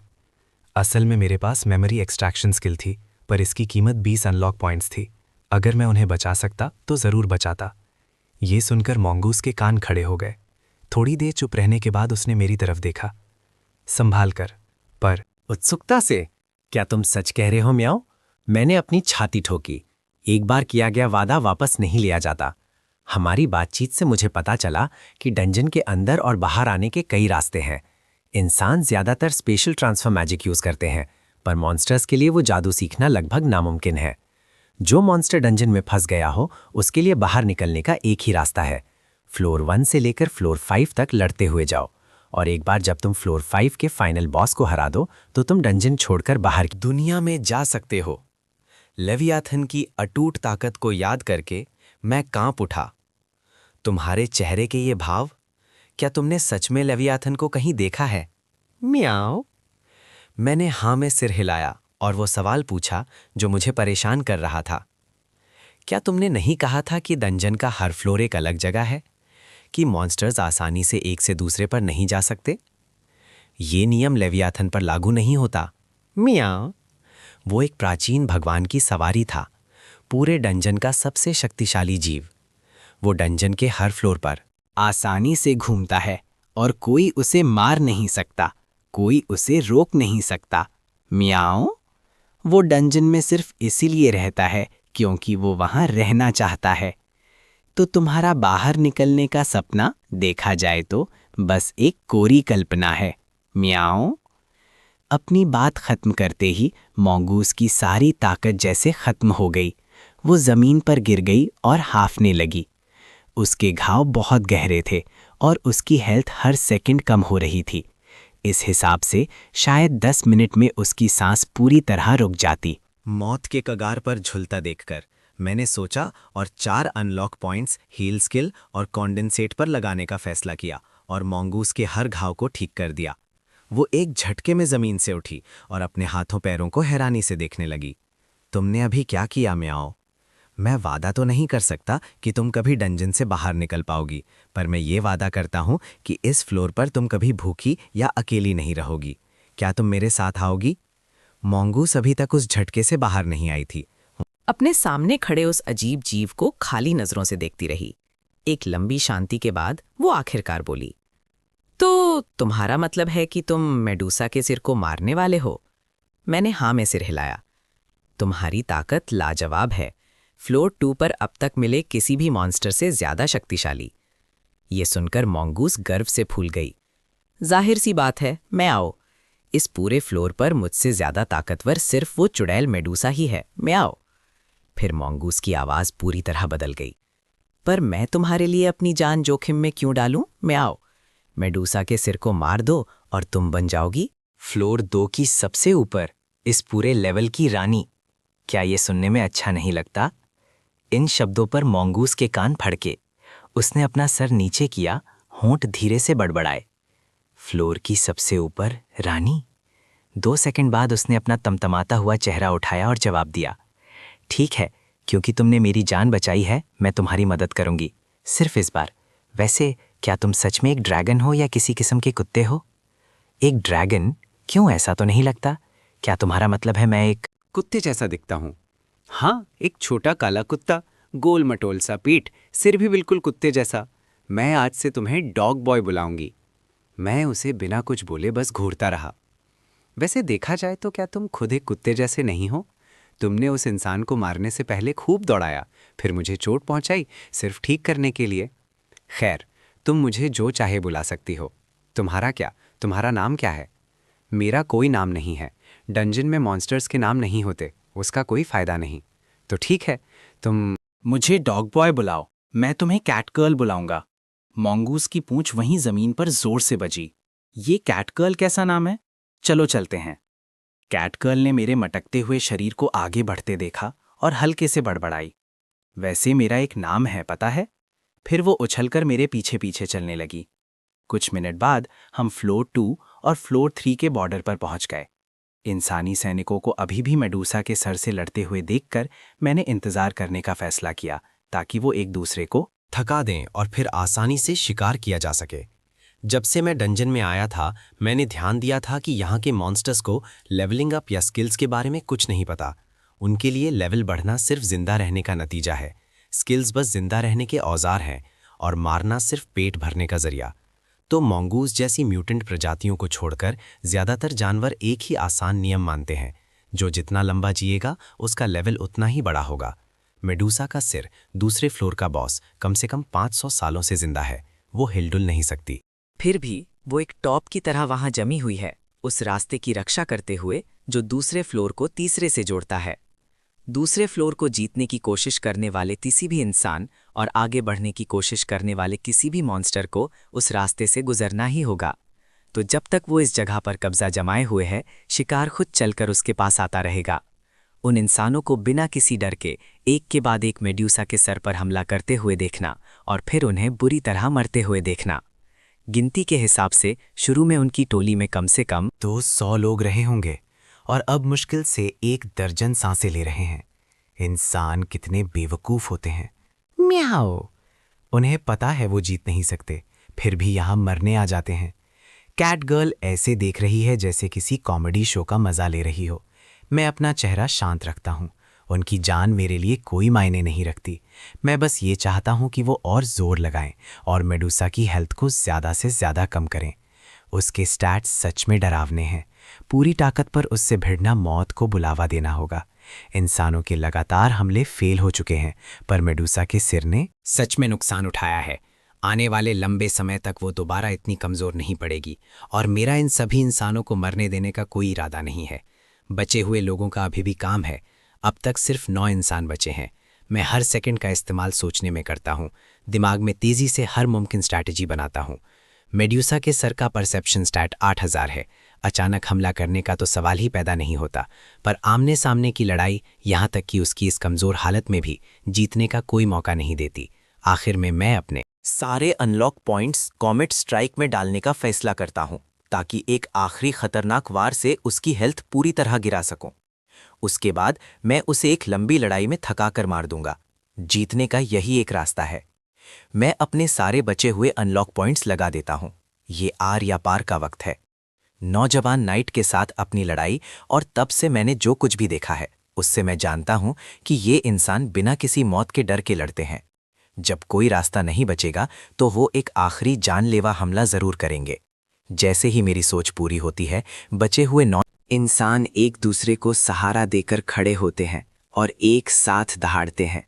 लाल रोशनी की 9 लकीरें उस खोखली गुफा में भर जाती हैं, अंधेरे को दिन के उजाले में बदल देती हैं। मैं समझ गया, मेरा वक्त आ गया है। मैं कैट गर्ल को इशारा करता हूँ, फिर आगे बढ़ता हूँ। अंधेरे का सहारा लेकर मेडूसा के सर के डिटेक्शन रेंज के बिल्कुल किनारे तक छिप कर जाता हूँ। मैदाने जंग में इंसान एक के बाद एक गिरते जाते हैं। जब सिर्फ 3 बचते हैं तो एक अपने शरीर से बाकियों को बचाता है। आखिरी 2 इंसान आखिरकार मेडूसा के सर के पास पहुंच जाते हैं। हवा में उछलते हैं और एक भाला और एक तलवार उसके नीचे के जबड़े में गहराई तक घुसा देते हैं। मेडूसा का सिर एक भयानक चीख मारता है, क्योंकि उसका फिजिकल डिफेंस 0 हो चुका है। 2 कमजोर इंसानों का वो वार एक ही झटके में उसके 1000 से ज्यादा हेल्थ पॉइंट्स छीन लेता है। ठीक उसी समय कैट गर्ल अपने जानवर वाले रूप में मौका देखती है और एक चांदी की लकीर की तरह मेडूसा के सिर की तरफ तेजी से आगे बढ़ती है। पर मेडूसा के सिर के 8000 से ज्यादा परसेप्शन के आगे वो अब भी बहुत धीमी है। लगभग आधे सांपों के सिर एक पल में उसकी तरफ घूमते हैं, जैसे उन्हें पहले से ही पता था कि वो आ रही है। तो इस हमेशा दूसरे नंबर पर रहने वाले को लगता है कि वो आकर इनाम चुरा लेगी। बहुत खूब, मैं बहुत दिनों से तुम्हें खाना चाहती थी। उस पल मेडूसा का सिर यही सोचता है, पर उसे जिस बात का अंदाज़ा नहीं है वो इंसानों और कैट गर्ल के अलावा एक तीसरी मौजूदगी का है। वीक पॉइंट ब्रेक एक्टिवेट होते ही मेडूसा के सिर के पूरे शरीर पर कई चमकते हुए लाल निशान उभर आते हैं। ये उसके फिजिकल वीक पॉइंट्स हैं। इनमें से किसी पर भी सीधा वार करने का मतलब है सबसे ज्यादा नुकसान। मैं काफी देर से अपनी ताकत जमा कर रहा हूँ। मैं अपना ध्यान लगाता हूँ, एक कदम आगे बढ़ाता हूँ और जमीन फट पड़ती है। मेरे चारों ओर पत्थर के टुकड़े हवा में उड़ते हैं। मेरा पूरा शरीर एक टॉप के गोले में बदल जाता है। रास्ते में आने वाले हर पत्थर के खंभे को पिघलाकर लावा बना देता है। लेवल 5 पर कॉमेट स्ट्राइक सारे एट्रीब्यूट्स को 4 गुना ज्यादा स्किल पावर में बदल देती है। एक फुल चार्ज कॉमेट स्ट्राइक किसी की सोच से भी ज्यादा ताकत छोड़ता है। वो झुलसा देने वाली गर्मी और कुचल देने वाली ताकत उन सांपों को वहीं के वहीं मसल कर रख देती है। एक जोरदार धमाका होता है और मेडूसा का सर ऐसी भयानक चीख निकालता है जैसे एक ही वक्त पर हजारों आवाजें चीख रही हों। उस हमले से उसकी खोपड़ी का पिछला हिस्सा अंदर धंस जाता है और वो विशाल शरीर, जिसने 400 सालों में एक कदम भी नहीं बढ़ाया था, हवा में 100 मीटर से ज्यादा दूर उछाल दिया जाता है और पत्थर की दीवार में बुरी तरह जा टकराता है। मेरे पास ठीक होने का समय नहीं है। मैं अपनी नजरें मेडूसा के सर पर गड़ा देता हूँ, जो दूर धूल के गुबार में हल्का सा दिख रहा है। और जब मुझे पैनल पर लाल रंग में 0 हेल्थ दिखती है, तभी मैं आखिरकार सांस छोड़ता हूँ। बचे हुए दोनों इंसान हैरानी से देखते हुए वहीं जम जाते हैं। उन्हें विश्वास नहीं होता कि अभी एक मॉन्स्टर ने उनकी जान बचाई है। हम बच गए। दूसरी फ्लोर का बॉस मरा गया। सही कहा, कैंग बोला। ऐसा लगता है जैसे 2 मॉन्स्टर्स ने एक दूसरे को मार डाला और हम जिंदा बच निकले। बड़ा और चौड़ा जबड़े वाला नाइट अपनी खुशी मुश्किल से रोक पाता है। तो अब हम क्या करें? जैंग, छोटा नाइट पूछता है। लुओ नाम का नाइट थूक निकलता है और उसकी आंखों की खुशी धीरे धीरे खून की प्यास में बदल जाती है। चाहे जो हो जाए, एक मॉन्स्टर तो मॉन्स्टर ही होता है। ये ड्रैगन मॉन्स्टर छोटा है, पर मैं इसके अंदर से निकलने वाली शक्ति को महसूस कर सकता हूँ। अगर इसको बड़ा होने दिया गया तो ये पूरी इंसानियत के लिए खतरा बन जाएगा। ये कहकर लो जमीन से एक टूटी हुई तलवार उठाता है और लंगड़ाता हुआ फ्लेजलिंग कैंडल ड्रैगन की तरफ बढ़ता है। हम इस नरक से जिंदा कभी बाहर नहीं निकल पाएंगे, पर मेड्यूसा के सिर और इस ड्रैगन दोनों को मारना, ये उन लोगों के लिए सबसे बड़ा तोहफा होगा जो हमारे बाद आएंगे। जैंग एक पल के लिए हिचकिचाता है, पर फिर भी जमीन से एक हथियार उठा लेता है। मैं उनकी एक एक बात सुनता हूँ। जिस थाली में खाना, उसी में छेद करना। कोई और कहावत इन इंसानों पर इससे बेहतर फिट नहीं बैठती, पर मुझे इससे फर्क नहीं पड़ता, क्योंकि ये हमेशा से मेरे प्लान का हिस्सा था। कॉमेट स्ट्राइक ने मेरी सारी ताकत निचोड़ ली है। इस हालत में वापस ठीक होने का सबसे तेज तरीका लेवल अप करना है। इंसान कमज़ोर होते हैं, पर उनमें एक्सपीरियंस पॉइंट्स कूट कूट कर भरे होते हैं। मैं वैसे भी अपने रिकवरी के लिए उन्हें मारने वाला था। अगर उन्होंने शुक्रिया अदा किया होता तो शायद मुझे उन्हें मारने में अजीब लगता। उनका ये धोखा मेरे लिए बिल्कुल सही रहा।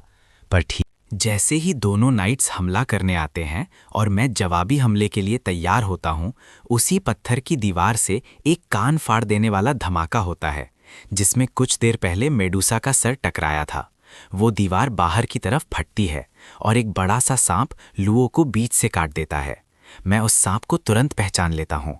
ये मेडूसा के सर के सांपों वाले बालों में से एक है और उस पल मुझे कुछ समझ में आता है। इसीलिए मेडूसा के सर को मारने के बाद मेरे एक्सपीरियंस पॉइंट्स बिल्कुल नहीं बढ़े थे। हर तरफ से सांपों की फुफकार पास आने लगती है।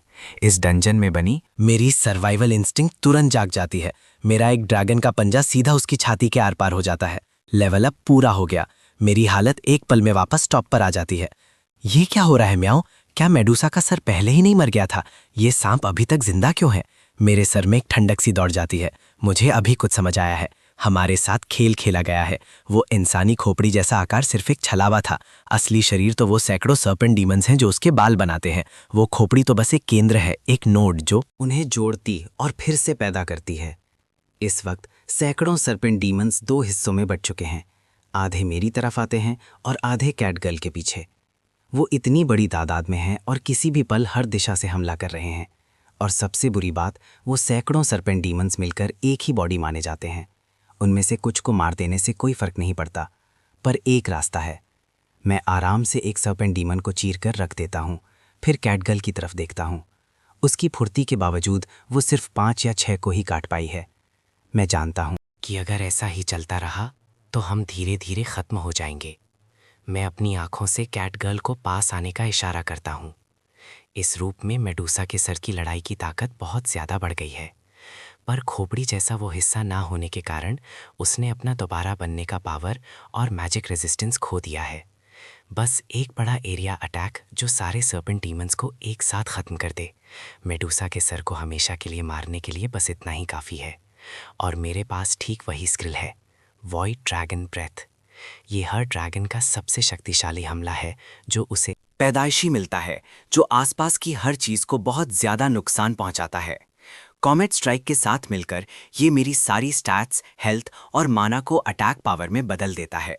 बस इसकी एक खराबी ये है कि इसका इस्तेमाल मुझे मौत के किनारे लाकर खड़ा कर देता है।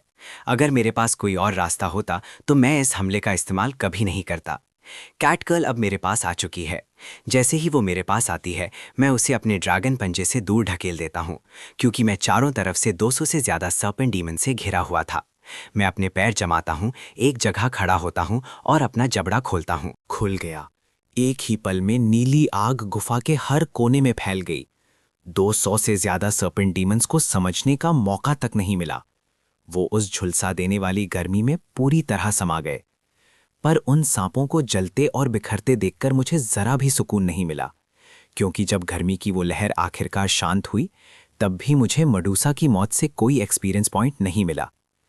जैसे ही मैं बढ़ती हुई चौकन्नी नज़रों से अपने चारों तरफ देखता हूँ, पत्थर के फर्श से एक सुनहरा सर्पेंट डीमन बाहर निकलता है, अपने जबड़े पूरे खोले हुए, सीधे मेरे माथे के बीच में हमला करने के लिए। वो इतनी तेजी से हिला कि मैं मुश्किल से उसकी झलक देख पाया। मेरी इस हालत में एक सीधा वार मौत के बराबर होता, पर आखिरी पल में कैटगर्ल जो चट्टानों के पीछे थी अचानक आगे कूद पड़ी और अपने शरीर से मुझे बचा लिया। एक भयानक हड्डी टूटने की आवाज़ आई जब वो सुनहरे सांप ने कैटगर्ल के हाथ को बुरी तरह काट लिया, जिससे उसके पहले से ही कम हेल्थ पॉइंट्स सिंगल डिजिट में गिर गए। दर्द को सहते हुए कैटगर्ल ने अपनी आखिरी बची हुई ताकत लगाकर उस सांप को 3 या 4 टुकड़ों में फाड़ दिया और हवा में उछाल दिया। मैंने ट्रूथ को एक्टिवेट करके देखा और हैरान रह गया कि ये मेडूसा के सर का कोर बीस्ट था। इससे भी ज्यादा हैरानी की बात ये थी कि मुझे इस कमअकल बिल्ली ने बचाया था। मैं उसके टूटे हुए हाथ को देखता रहा, सच में परेशान होकर। तुमने मुझे क्यों बचाया?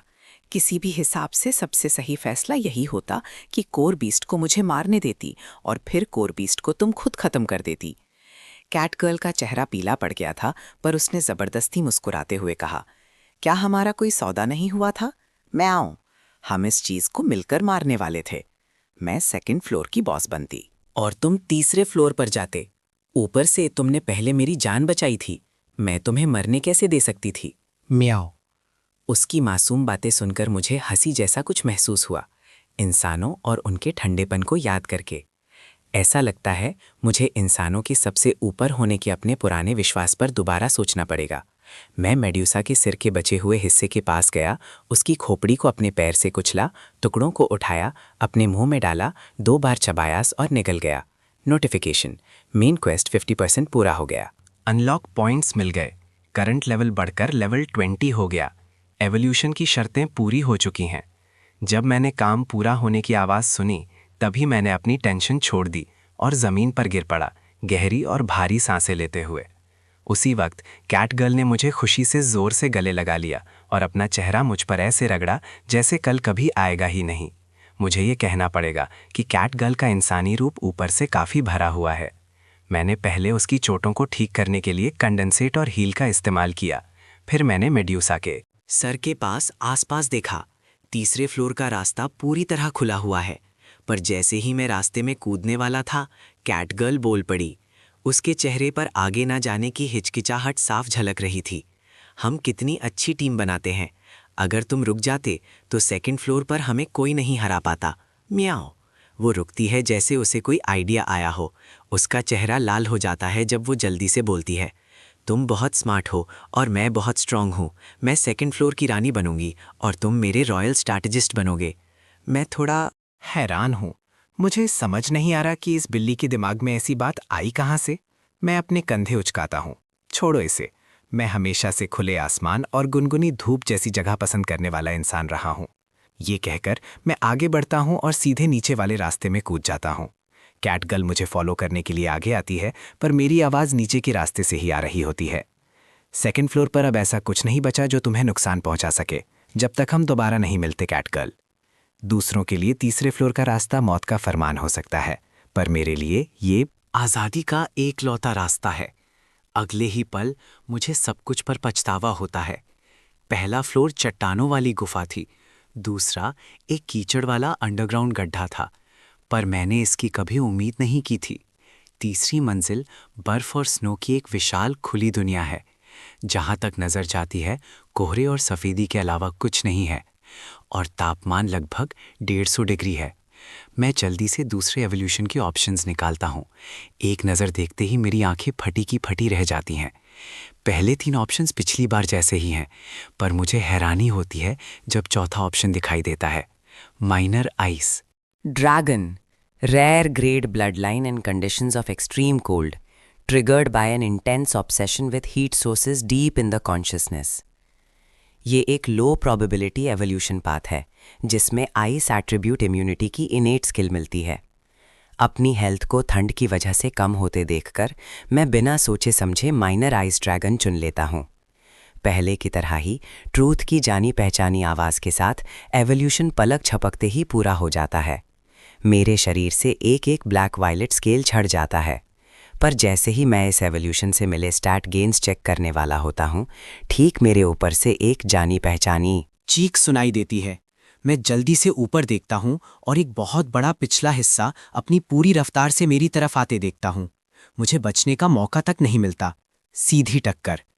क्या मैंने तुम्हें हटने के लिए नहीं कहा था? म्याओ। थोड़ी देर तक घूमने के बाद ये साफ हो जाता है कि तीसरा फ्लोर पहले 2 फ्लोर्स जैसा बिल्कुल नहीं है। ये पूरी तरह से सफ़ेद बर्फ और स्नो की एक अनंत दुनिया है। यहाँ तक कि यहाँ के जानवर भी आधे पारदर्शी और बर्फीले हैं, जो बिल्कुल बर्फ की मूर्तियों जैसे दिखते हैं, और उनमें से हर एक लेवल 70 या उससे ज़्यादा का है। तीसरे फ्लोर को जितनी जल्दी हो सके खत्म करने के लिए कैटगर्ल और मैंने यहाँ जानवरों का शिकार करने और अपने लेवल्स बढ़ाने का फैसला किया। और इस तरह 10 दिन से ज़्यादा की ट्रेनिंग और एडजस्टमेंट के बाद और पागलों की तरह कई हज़ार आइस स्कल्पचर बीस्ट्स को मारने के बाद मेरा लेवल बढ़कर सेकंड एवोल्यूशन लेवल 8 हो जाता है। क्योंकि हर एवोल्यूशन के बाद लेवल्स रीसेट हो जाते हैं, इसीलिए मैं अब किसी लेवल 88 डंजन बीस्ट के बराबर हूँ। कैट गर्ल, जिसे हमारी पार्टी के बोनस का फ़ायदा मिला है, वो भी उसी टाइम में लेवल 51 से लेवल 62 तक पहुँच गई है। पर जैसे जैसे हमारे लेवल्स बढ़ते हैं, मुझे तीसरे फ्लोर के कैनियन में कुछ बहुत अजीब लगने लगता है, क्योंकि कैनियन के बाहर के जानवर छोटे लेवल के हैं। मैं सिर्फ इसके अंदर ही शिकार कर रहा हूँ। कैनियन के बाहर वाले क्रिम्सनवुड स्नो वुल्फ्स भले ही बर्फ की मूर्तियों जैसे दिखते हों, उनका खून पारदर्शी है, उनका मांस सफ़ेद है, पर वो सच में जीते जागते जानवर हैं। लेकिन कैनियन के अंदर वाले स्नो वुल्फ्स सिर्फ बर्फ से बने हैं, जिनमें ना तो कोई मांस है और ना ही खून। सबसे बड़ी बात ये कि लेवल 5 पर एक को मारने पर मुझे 200 एक्सपीरियंस पॉइंट्स मिलते थे, पर अब लेवल 8 पर आगे बढ़ने के लिए डबल एक्सपीरियंस अनलॉक होने के बावजूद एक स्नो वुल्फ को मारने पर सिर्फ 50 पॉइंट्स मिलते हैं। इससे मेरे दिमाग में एक डरावनी संभावना आती है। मैं कैट गर्ल को लेकर कैनियन की और गहराइयों में चला जाता हूँ। रास्ते में हमारा सामना हर तरह के जानवरों से होता है, पर बिना किसी अपवाद के हर एक का शरीर बर्फ का बना है। कोई इंस्टिंक्ट नहीं, कोई समझ नहीं, बात करने की कोई क्षमता नहीं। सबसे ज़्यादा हैरान करने वाली बात यह थी कि कैनियन के एकदम अंदर मुझे बर्फ से बना पूरा एक इंसान मिला। इससे मेरा शक और भी पक्का हो गया। इस कैनियन का हर एक जानवर एक कठपुतली है, और क्योंकि कैनियन के इन जानवरों में लगभग कोई भी कमज़ोर नहीं है, इस सब के पीछे जो भी जीव है वो बहुत ज़्यादा शक्तिशाली होगा।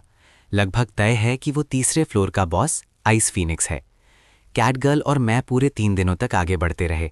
उन समन की हुई कठपुतलियों को लगातार मारने से मैं सेकेंड एवोल्यूशन के लेवल 11 तक पहुंच गया, जबकि कैटगर्ल लेवल 75 तक पहुंच गई। पर लेवल बढ़ने से सिर्फ आपका शरीर ठीक होता है, दिमाग नहीं। कैटगर्ल, जिसने शायद ही आराम किया था, हर कदम पर लड़खड़ा रही थी। मैं थक चुकी हूँ। म्याओ, क्या हम थोड़ा ब्रेक ले सकते हैं? तीसरे फ्लोर का बॉस बस पास ही है, उसे मारने के बाद आराम करेंगे।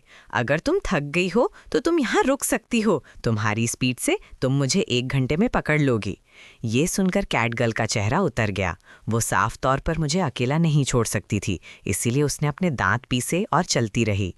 डॉग बॉय, तुम पिछले कुछ दिनों से अजीब अजीब हरकतें कर रही हो। म्याओ, तुम बॉस को मारने पर इतना क्यों अड़े हो? क्योंकि मैं जल्दी लेवल अप करना चाहता हूँ। लेवायथन को मारकर इस नरक से बाहर निकलना चाहता हूँ। मेरे करण बिल्कुल साफ है। मैं चाहे जो भी बन जाऊं, अंदर से तो इंसान ही हूं। मुझे एक शांत जिंदगी चाहिए।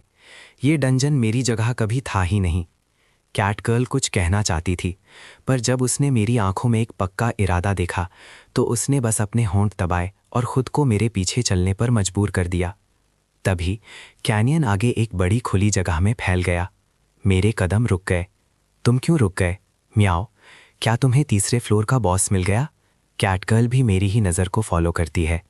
वहाँ खुले मैदान में एक बड़ी आइस फीनिक्स एक बर्फ के घोंसले के बीच चुपचाप बैठी है, जैसे कि वो शुरू से ही हमारा इंतजार कर रही थी। Target ice phoenix, level 176, type rare near superior beast. Breeding value बहुत ज़्यादा है। ये पहली बार है जब मैंने किसी बीस्ट के 6 डायमेंशनल पैनल में 4 या 5 डिजिट के स्टैट्स देखे हैं। ये विश्वास करना मुश्किल है कि ये सिर्फ तीसरे फ्लोर का बॉस है, पर इन नंबर्स का अकेले कोई मतलब नहीं है। स्किल का इस्तेमाल, निशाना और तेज इंस्टिंक्ट्स यही तय करते हैं कि कौन जीतेगा और कौन मरेगा। मैं आगे बढ़ा। मुझे हैरानी तब हुई जब आइस फीनिक्स ने पहले बोला, तुम मेरी शांति भंग करने क्यों आए हो? क्योंकि वो बात करने को तैयार है, इसलिए मैं जवाब देता हूँ। चौथे फ्लोर का रास्ता तुम्हारे घोंसले के ठीक नीचे है ना? हम चौथे फ्लोर पर जा रहे हैं। अगर तुम रास्ते से हट जाओ तो आज हम में से किसी को भी मरने की जरूरत नहीं पड़ेगी। आइस फीनिक्स अपने क्रिस्टल जैसी साफ आंखें घुमाती है और काफी देर चुप रहने के बाद बोलती है, मैं सिर्फ यहाँ अपने बच्चे के साथ अनंत काल के आखिरी पल तक रहना चाहती हूँ। तुम्हें मेरी शांति भंग क्यों करनी है? मैंने उसके नीचे देखा। वहाँ एक छोटी आइस फीनिक्स थी जो सिर्फ हड्डियों का ढांचा लग रही थी। क्या ये तुम्हारा बच्चा है? आइस फीनिक्स ने कोई जवाब नहीं दिया। उसने बस उस छोटे से कंकाल को बेहद प्यार से देखा, जैसे कि उसका बच्चा अभी भी जिंदा हो। मेरे पास इन सब के लिए वक्त नहीं था और ना ही उसके हालात में मुझे कोई दिलचस्पी थी।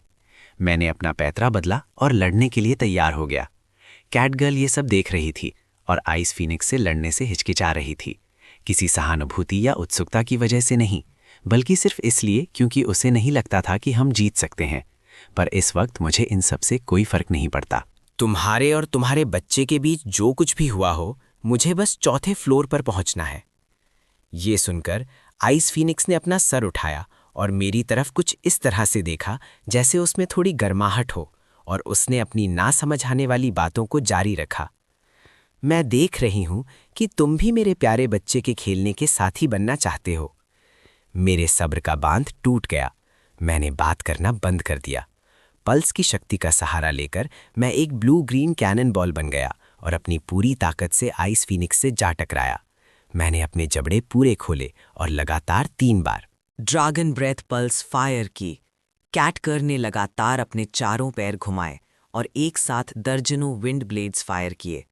हमारे हमले आइस फीनिक्स पर किसी तूफान की तरह बरसे, जिससे उसकी हेल्थ 1/5 तक गिर गई। पर मुझे इससे खुशी नहीं हुई, बल्कि डर लगने लगा, क्योंकि जब से लड़ाई शुरू हुई थी तब से आइस फीनिक्स ने जवाबी हमला नहीं किया।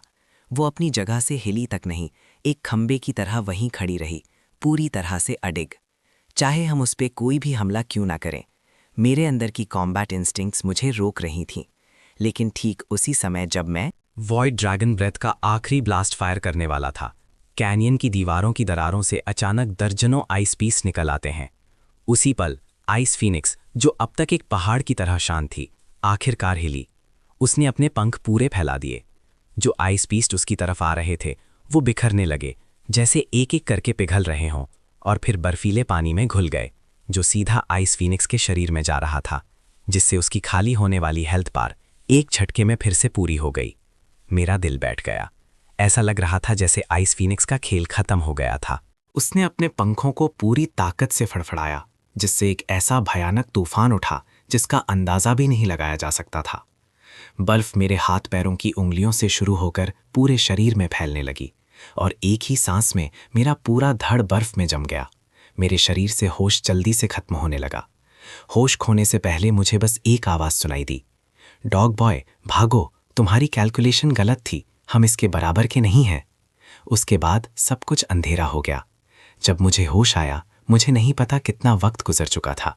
मैंने अपनी आंखें खोली और देखा कि मैं अब उस कैनियन में नहीं हूं।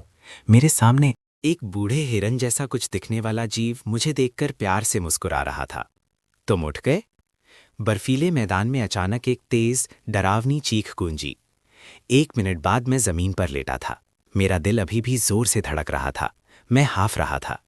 मैंने वापस आसमान की तरफ देखा।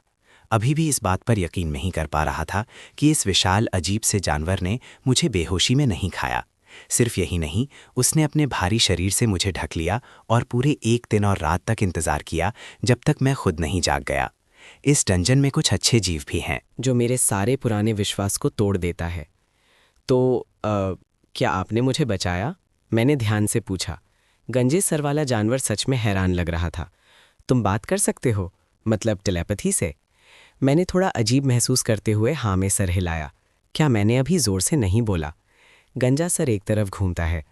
मुझे माफ़ करना, मैं इतने लंबे समय से जिंदा हूं कि मेरी याददाश्त थोड़ी कमज़ोर हो गई है। पर जिसने तुम्हें बचाया वो मैं नहीं था, वो तुम्हारी दोस्त थी।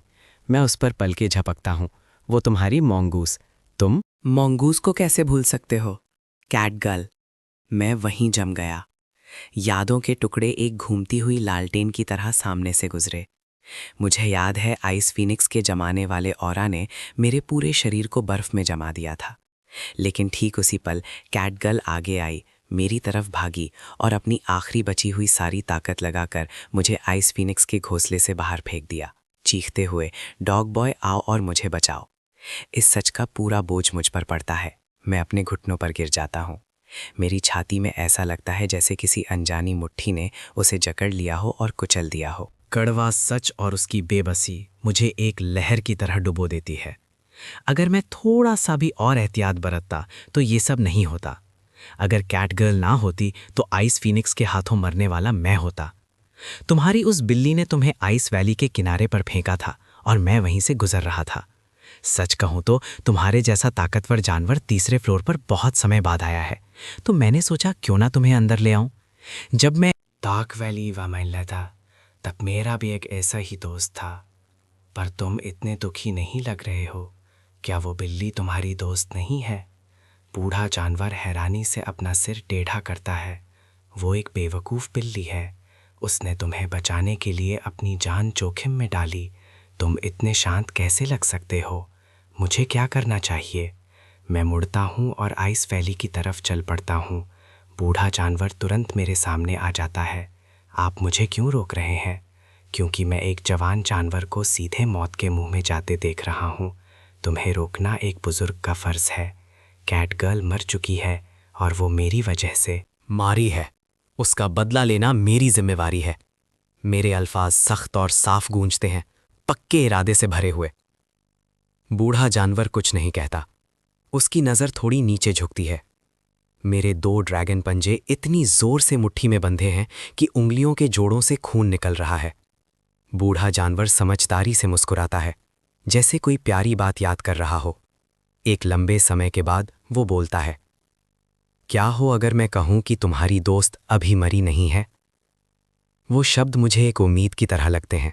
मैं तेजी से मुड़ता हूं और देखता हूं कि बूढ़ा जानवर मुझे एक गर्मजोशी भरी मुस्कान के साथ देख रहा है। ये झूठ नहीं लगता? आइस फीनिक्स की कठपुतलियां हैरत अंगेज हद तक असली लगती हैं। ऐसा इसलिए है क्योंकि उसका बुलाने का तरीका एक दुर्लभ कला है, जिसे बोन फ्लैश सब्स्टिट्यूशन कहते हैं। प्राचीन काल से अब तक शायद ही 10 से कम जीवों के पास ये स्किल रही हो। ये अस्तित्व में सबसे दुर्लभ क्षमताओं में से एक है। आमतौर पर बुलाए गए जीव असली वालों से कमज़ोर होते हैं, पर बोन फ्लैश सब्स्टिट्यूशन ऐसे जीव पैदा कर सकता है जो असली वालों के बराबर या उससे भी ज़्यादा ताकतवर हों, क्योंकि ये नकल नहीं करता, ये कब्जा करता है। ये एक जीव पकड़ता है और उसे मार देता है, पर आत्मा को बचा कर रखता है, दिमाग निकाल लेता है और बर्फ से शरीर को फिर से बनाता है। ये बुलाना कम, कठपुतली बनाना ज़्यादा है। यही वजह है कि उसकी बुलाई गई कठपुतलियों को मारने से अभी भी एक्सपीरियंस पॉइंट्स मिलते हैं। आइस वैली में तुम्हें जितने भी जानवर मिले हैं बिना किसी शर्त के, वो सब आइस फीनिक्स की कठपुतलियां हैं। तीसरा फ्लोर बहुत समय से पूरी तरह आइस फीनिक्स के कब्जे में है। कुछ कमज़ोर और भटके हुए जानवरों को छोड़कर जिस किसी के पास थोड़ी सी भी ताकत है उसे आइस फीनिक्स की कठपुतली बना दिया गया है। ये राज इतना बड़ा है कि इस पर यकीन करना मुश्किल है, पर इन सबका कैट गर्ल के जिंदा होने से क्या ताल्लुक है? मैं उलझन में पूछता हूँ।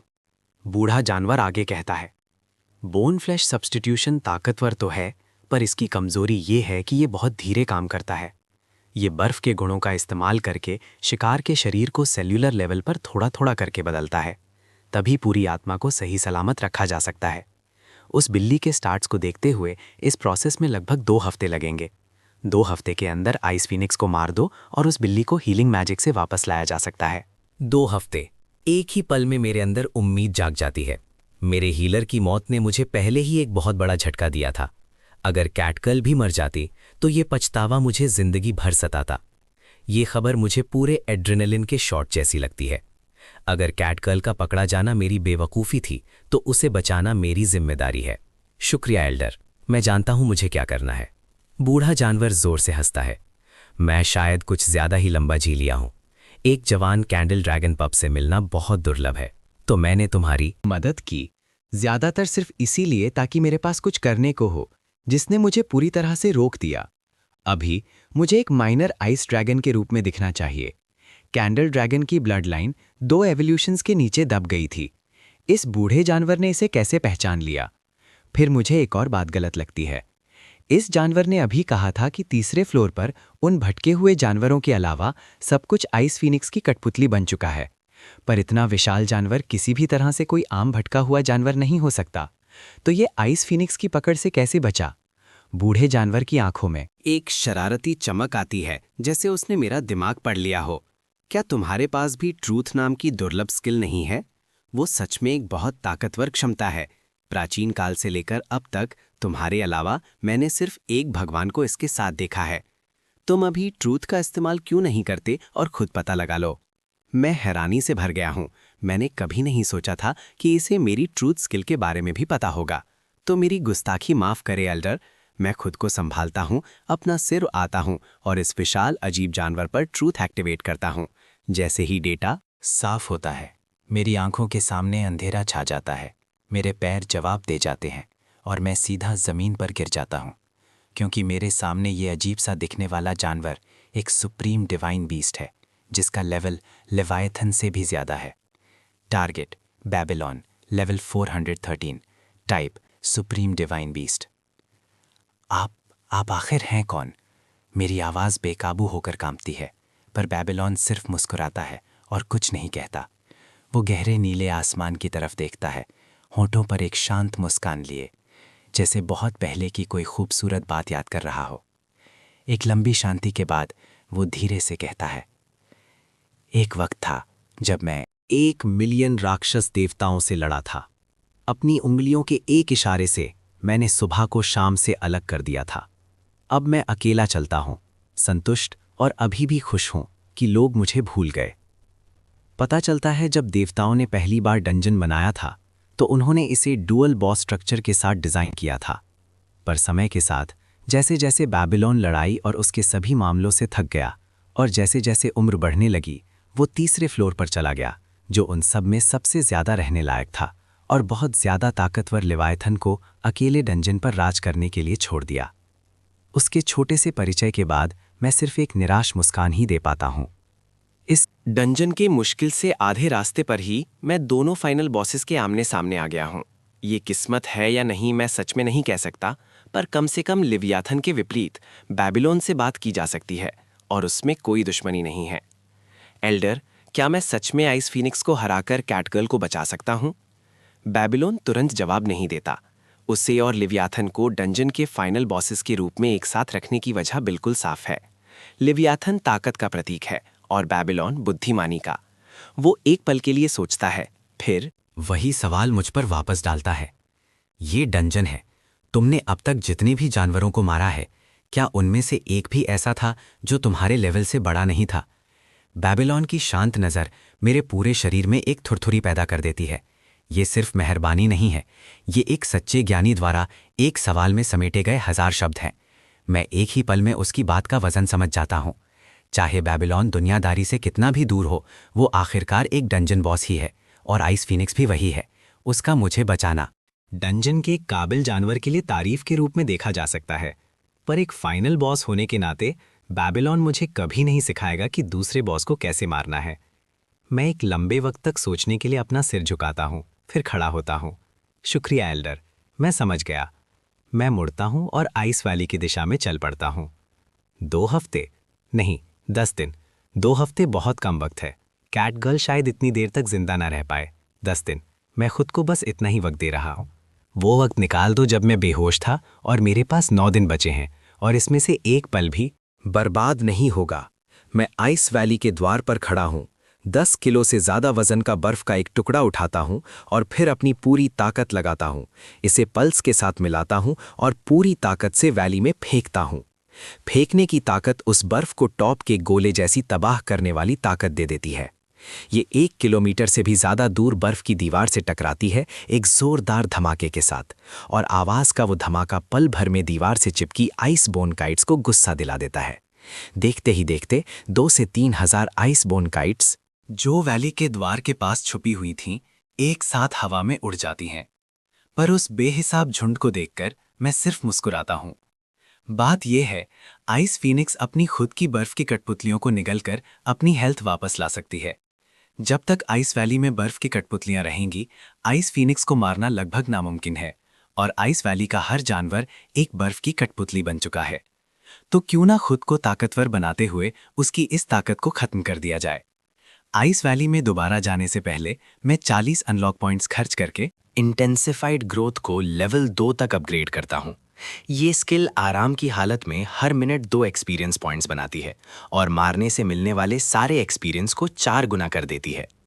मैं अपने पैतरे में आता हूँ और आइस बोन काइट से भरे आसमान की तरफ एक ड्रैगन पंजा मोड़ता हूँ।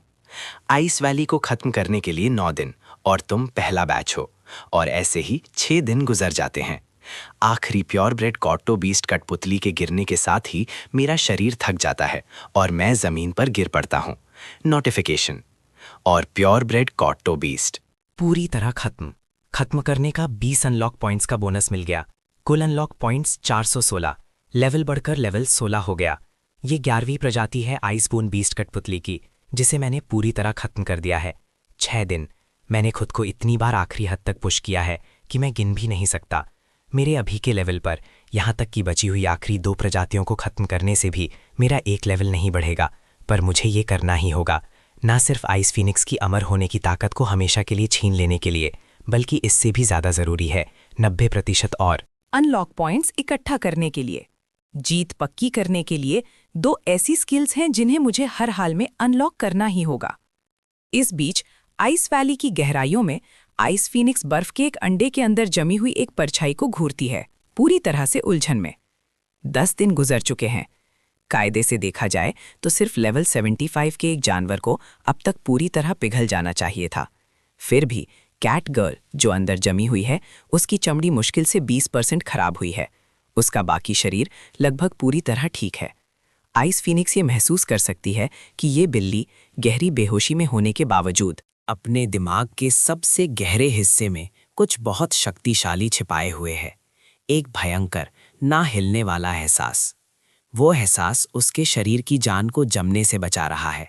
यही वजह है कि बोन फ्लैश सब्स्टिट्यूशन इतनी धीमी गति से आगे बढ़ रहा है। पर सबसे मजबूत इरादा भी आखिरकार टूट ही जाता है। अभी आइस फीनिक्स की आंखों में जो भरा है वो बेसब्री नहीं है, बल्कि कुछ नर्म और अपना बनाने की चाहत है, क्योंकि उसके लिए ये सबसे बेहतरीन कठपुतली है जिसकी कल्पना की जा सकती है। पर तभी एक आवाज़ आइस नेस्ट की शांति को तोड़ देती है। आइस फीनिक्स सर से पूंछ तक हिल जाती है, अपना सिर उठाती है और उस ड्रैगन टाइप जानवर को हैरानी से देखती है जो अब उसके सामने खड़ा है।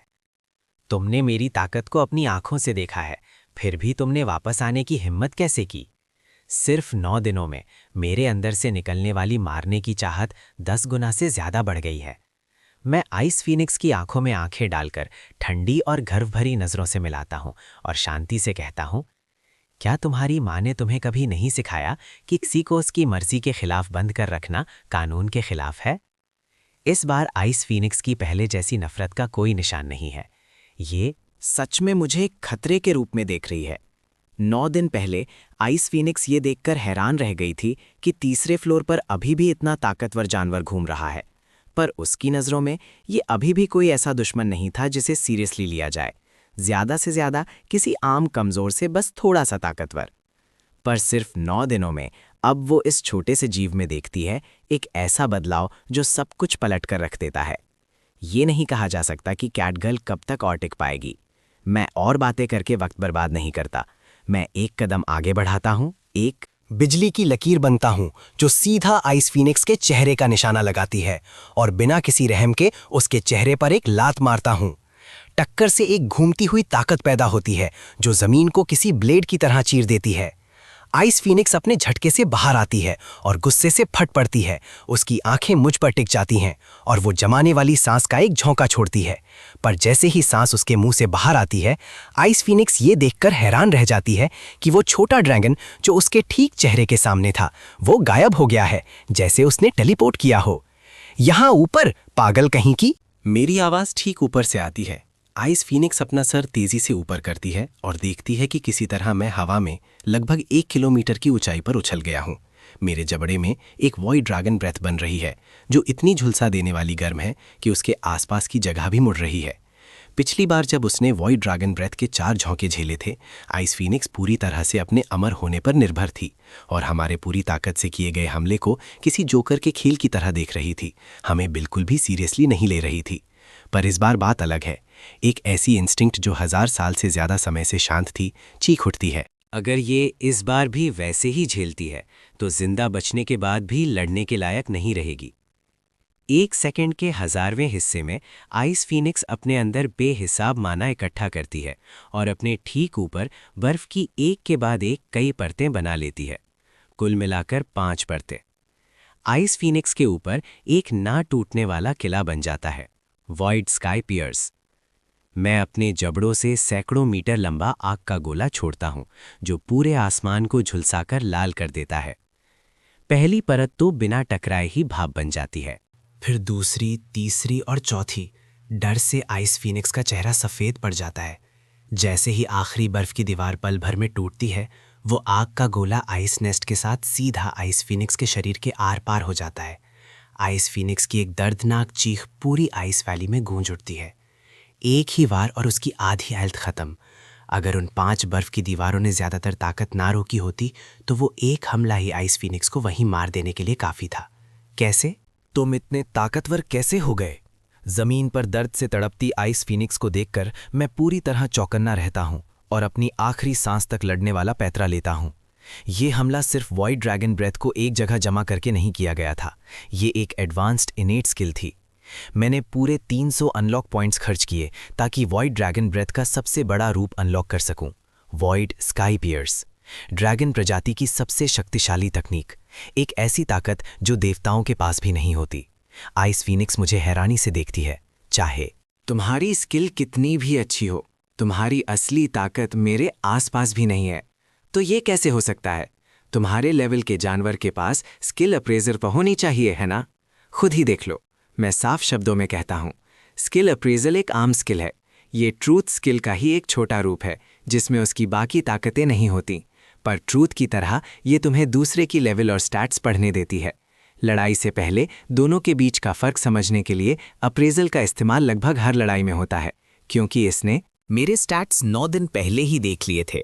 आइस फीनिक्स ने इस बार देखने की जहमत नहीं उठाई, पर जब वो आज दोबारा मेरे स्टैट्स पढ़ती है तो उसकी आंखें फटी रह जाती हैं, और जब उसकी नज़र एक खास स्किल पर पड़ती है तो उसे बहुत बड़ा झटका लगता है। ब्लड लीनिएज ऑप्टिमाइजेशन मालिक के शरीर को उसके सबसे बेहतरीन रूप में बदल देती है, हमेशा के लिए सारे एट्रीब्यूट्स को 50% तक बढ़ा देती है, जिसमें आगे लेवल अप होने वाले फायदे भी शामिल हैं। इसके अलावा बड़े लेवल के दुश्मनों से लड़ते वक्त लेवल कंपनसेशन देती है ताकि लेवल सेपरेशन को 40 लेवल्स तक कम किया जा सके। ये स्किल ट्री के सबसे ऊपर वॉइड स्काई पियर्स के साथ होती है। कीमत 200 अनलॉक पॉइंट्स, एक पूरे एवोल्यूशन के बराबर का एट्रीब्यूट बूस्ट, 40 लेवल्स का कॉम्पेंसेशन आइस फीनिक्स के लेवल वाले फायदे को पूरी तरह बेकार कर देता है। और आखिर में रैपिड रीजनरेशन, वो मामूली स्किल जिसे मैंने पहले बेकार समझ लिया था, अब उसका वक्त आ गया था। 5 अनलॉक पॉइंट्स के बदले ये अपने आप हेल्थ और माना ठीक करती है जब तक मैं 10 सेकंड से ज्यादा बिना कोई चोट खाई एनर्जी खर्च किए रहता हूँ। 505 अनलॉक पॉइंट्स, मेरे पास जो कुछ भी था, लगभग सब कुछ, और ये मुझे आइस फीनिक्स के सामने खड़े होने की ताकत देता है। तुम भी उस शांति को तोड़ना चाहते हो जो मेरे बच्चे को प्यारी थी। आइस फीनिक्स दहाड़ती है और अपने पंख पूरे फैला लेती है। मेरी पूरी तरह से बदली हुई ताकत को देखकर आइस फीनिक्स के पास अब सीरियस होने के अलावा कोई चारा नहीं है। आइस पपेट्स को सोख कर ठीक होना, स्टैट्स बढ़ाना और फिर अपनी संख्या से दुश्मनों को कुचल देना। तीसरे फ्लोर पर हमेशा से आइस फीनिक्स की यही स्ट्रैटेजी रही है, पर पूरे 10 सेकंड बाद भी एक भी आइस पपेट घोंसले के आसपास नहीं दिखता।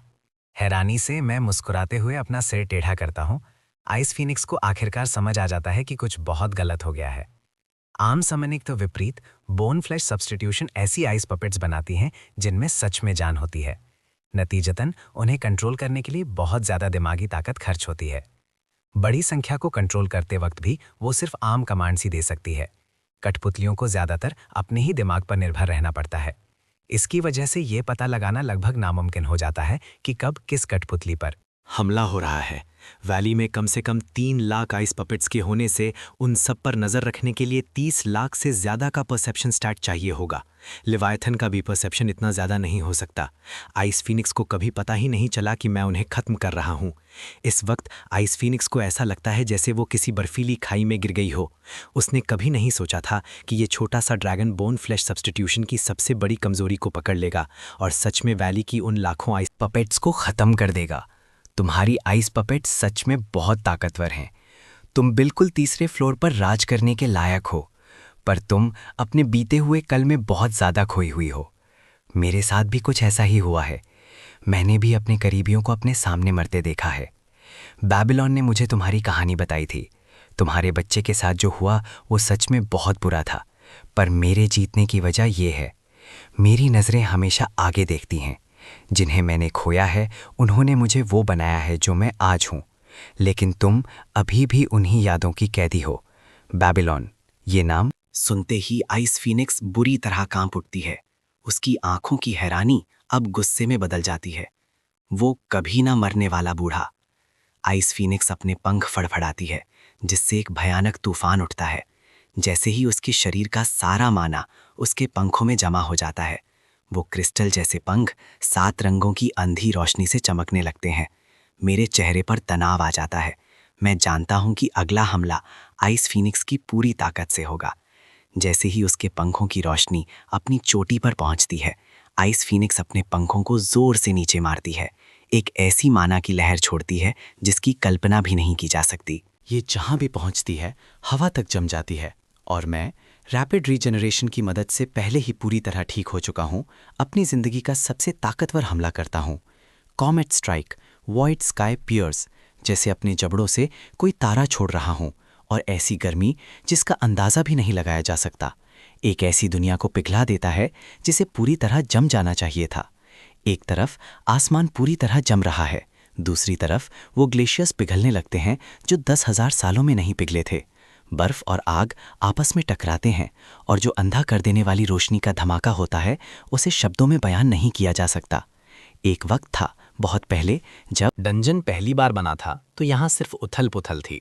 प्राचीन काल में यहाँ लाए गए जानवरों ने इन 5 फ्लोर्स को आपस में बांटने के लिए भयानक और खूनी जंग लड़ी थी। कई सालों तक चले उस बेरहम नरसंहार के बाद एक फीनिक्स का जन्म हुआ। सिर्फ अपनी ताकत के दम पर उसने उस सारी लड़ाई को ख़त्म कर दिया और इस 5 फ्लोर के डंजन के अंदर पूरी शांति वाली एक जगह बनाई।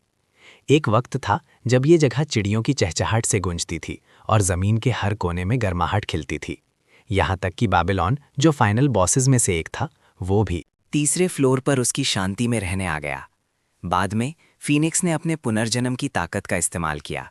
दुनिया की नफरत को समय समय पर सोखती रही, खुद को आग में जलाती और राख से फिर नया रूप लेकर पैदा होती, ताकि इस पवित्र जगह से सारी नफरत को दूर ले जा सके।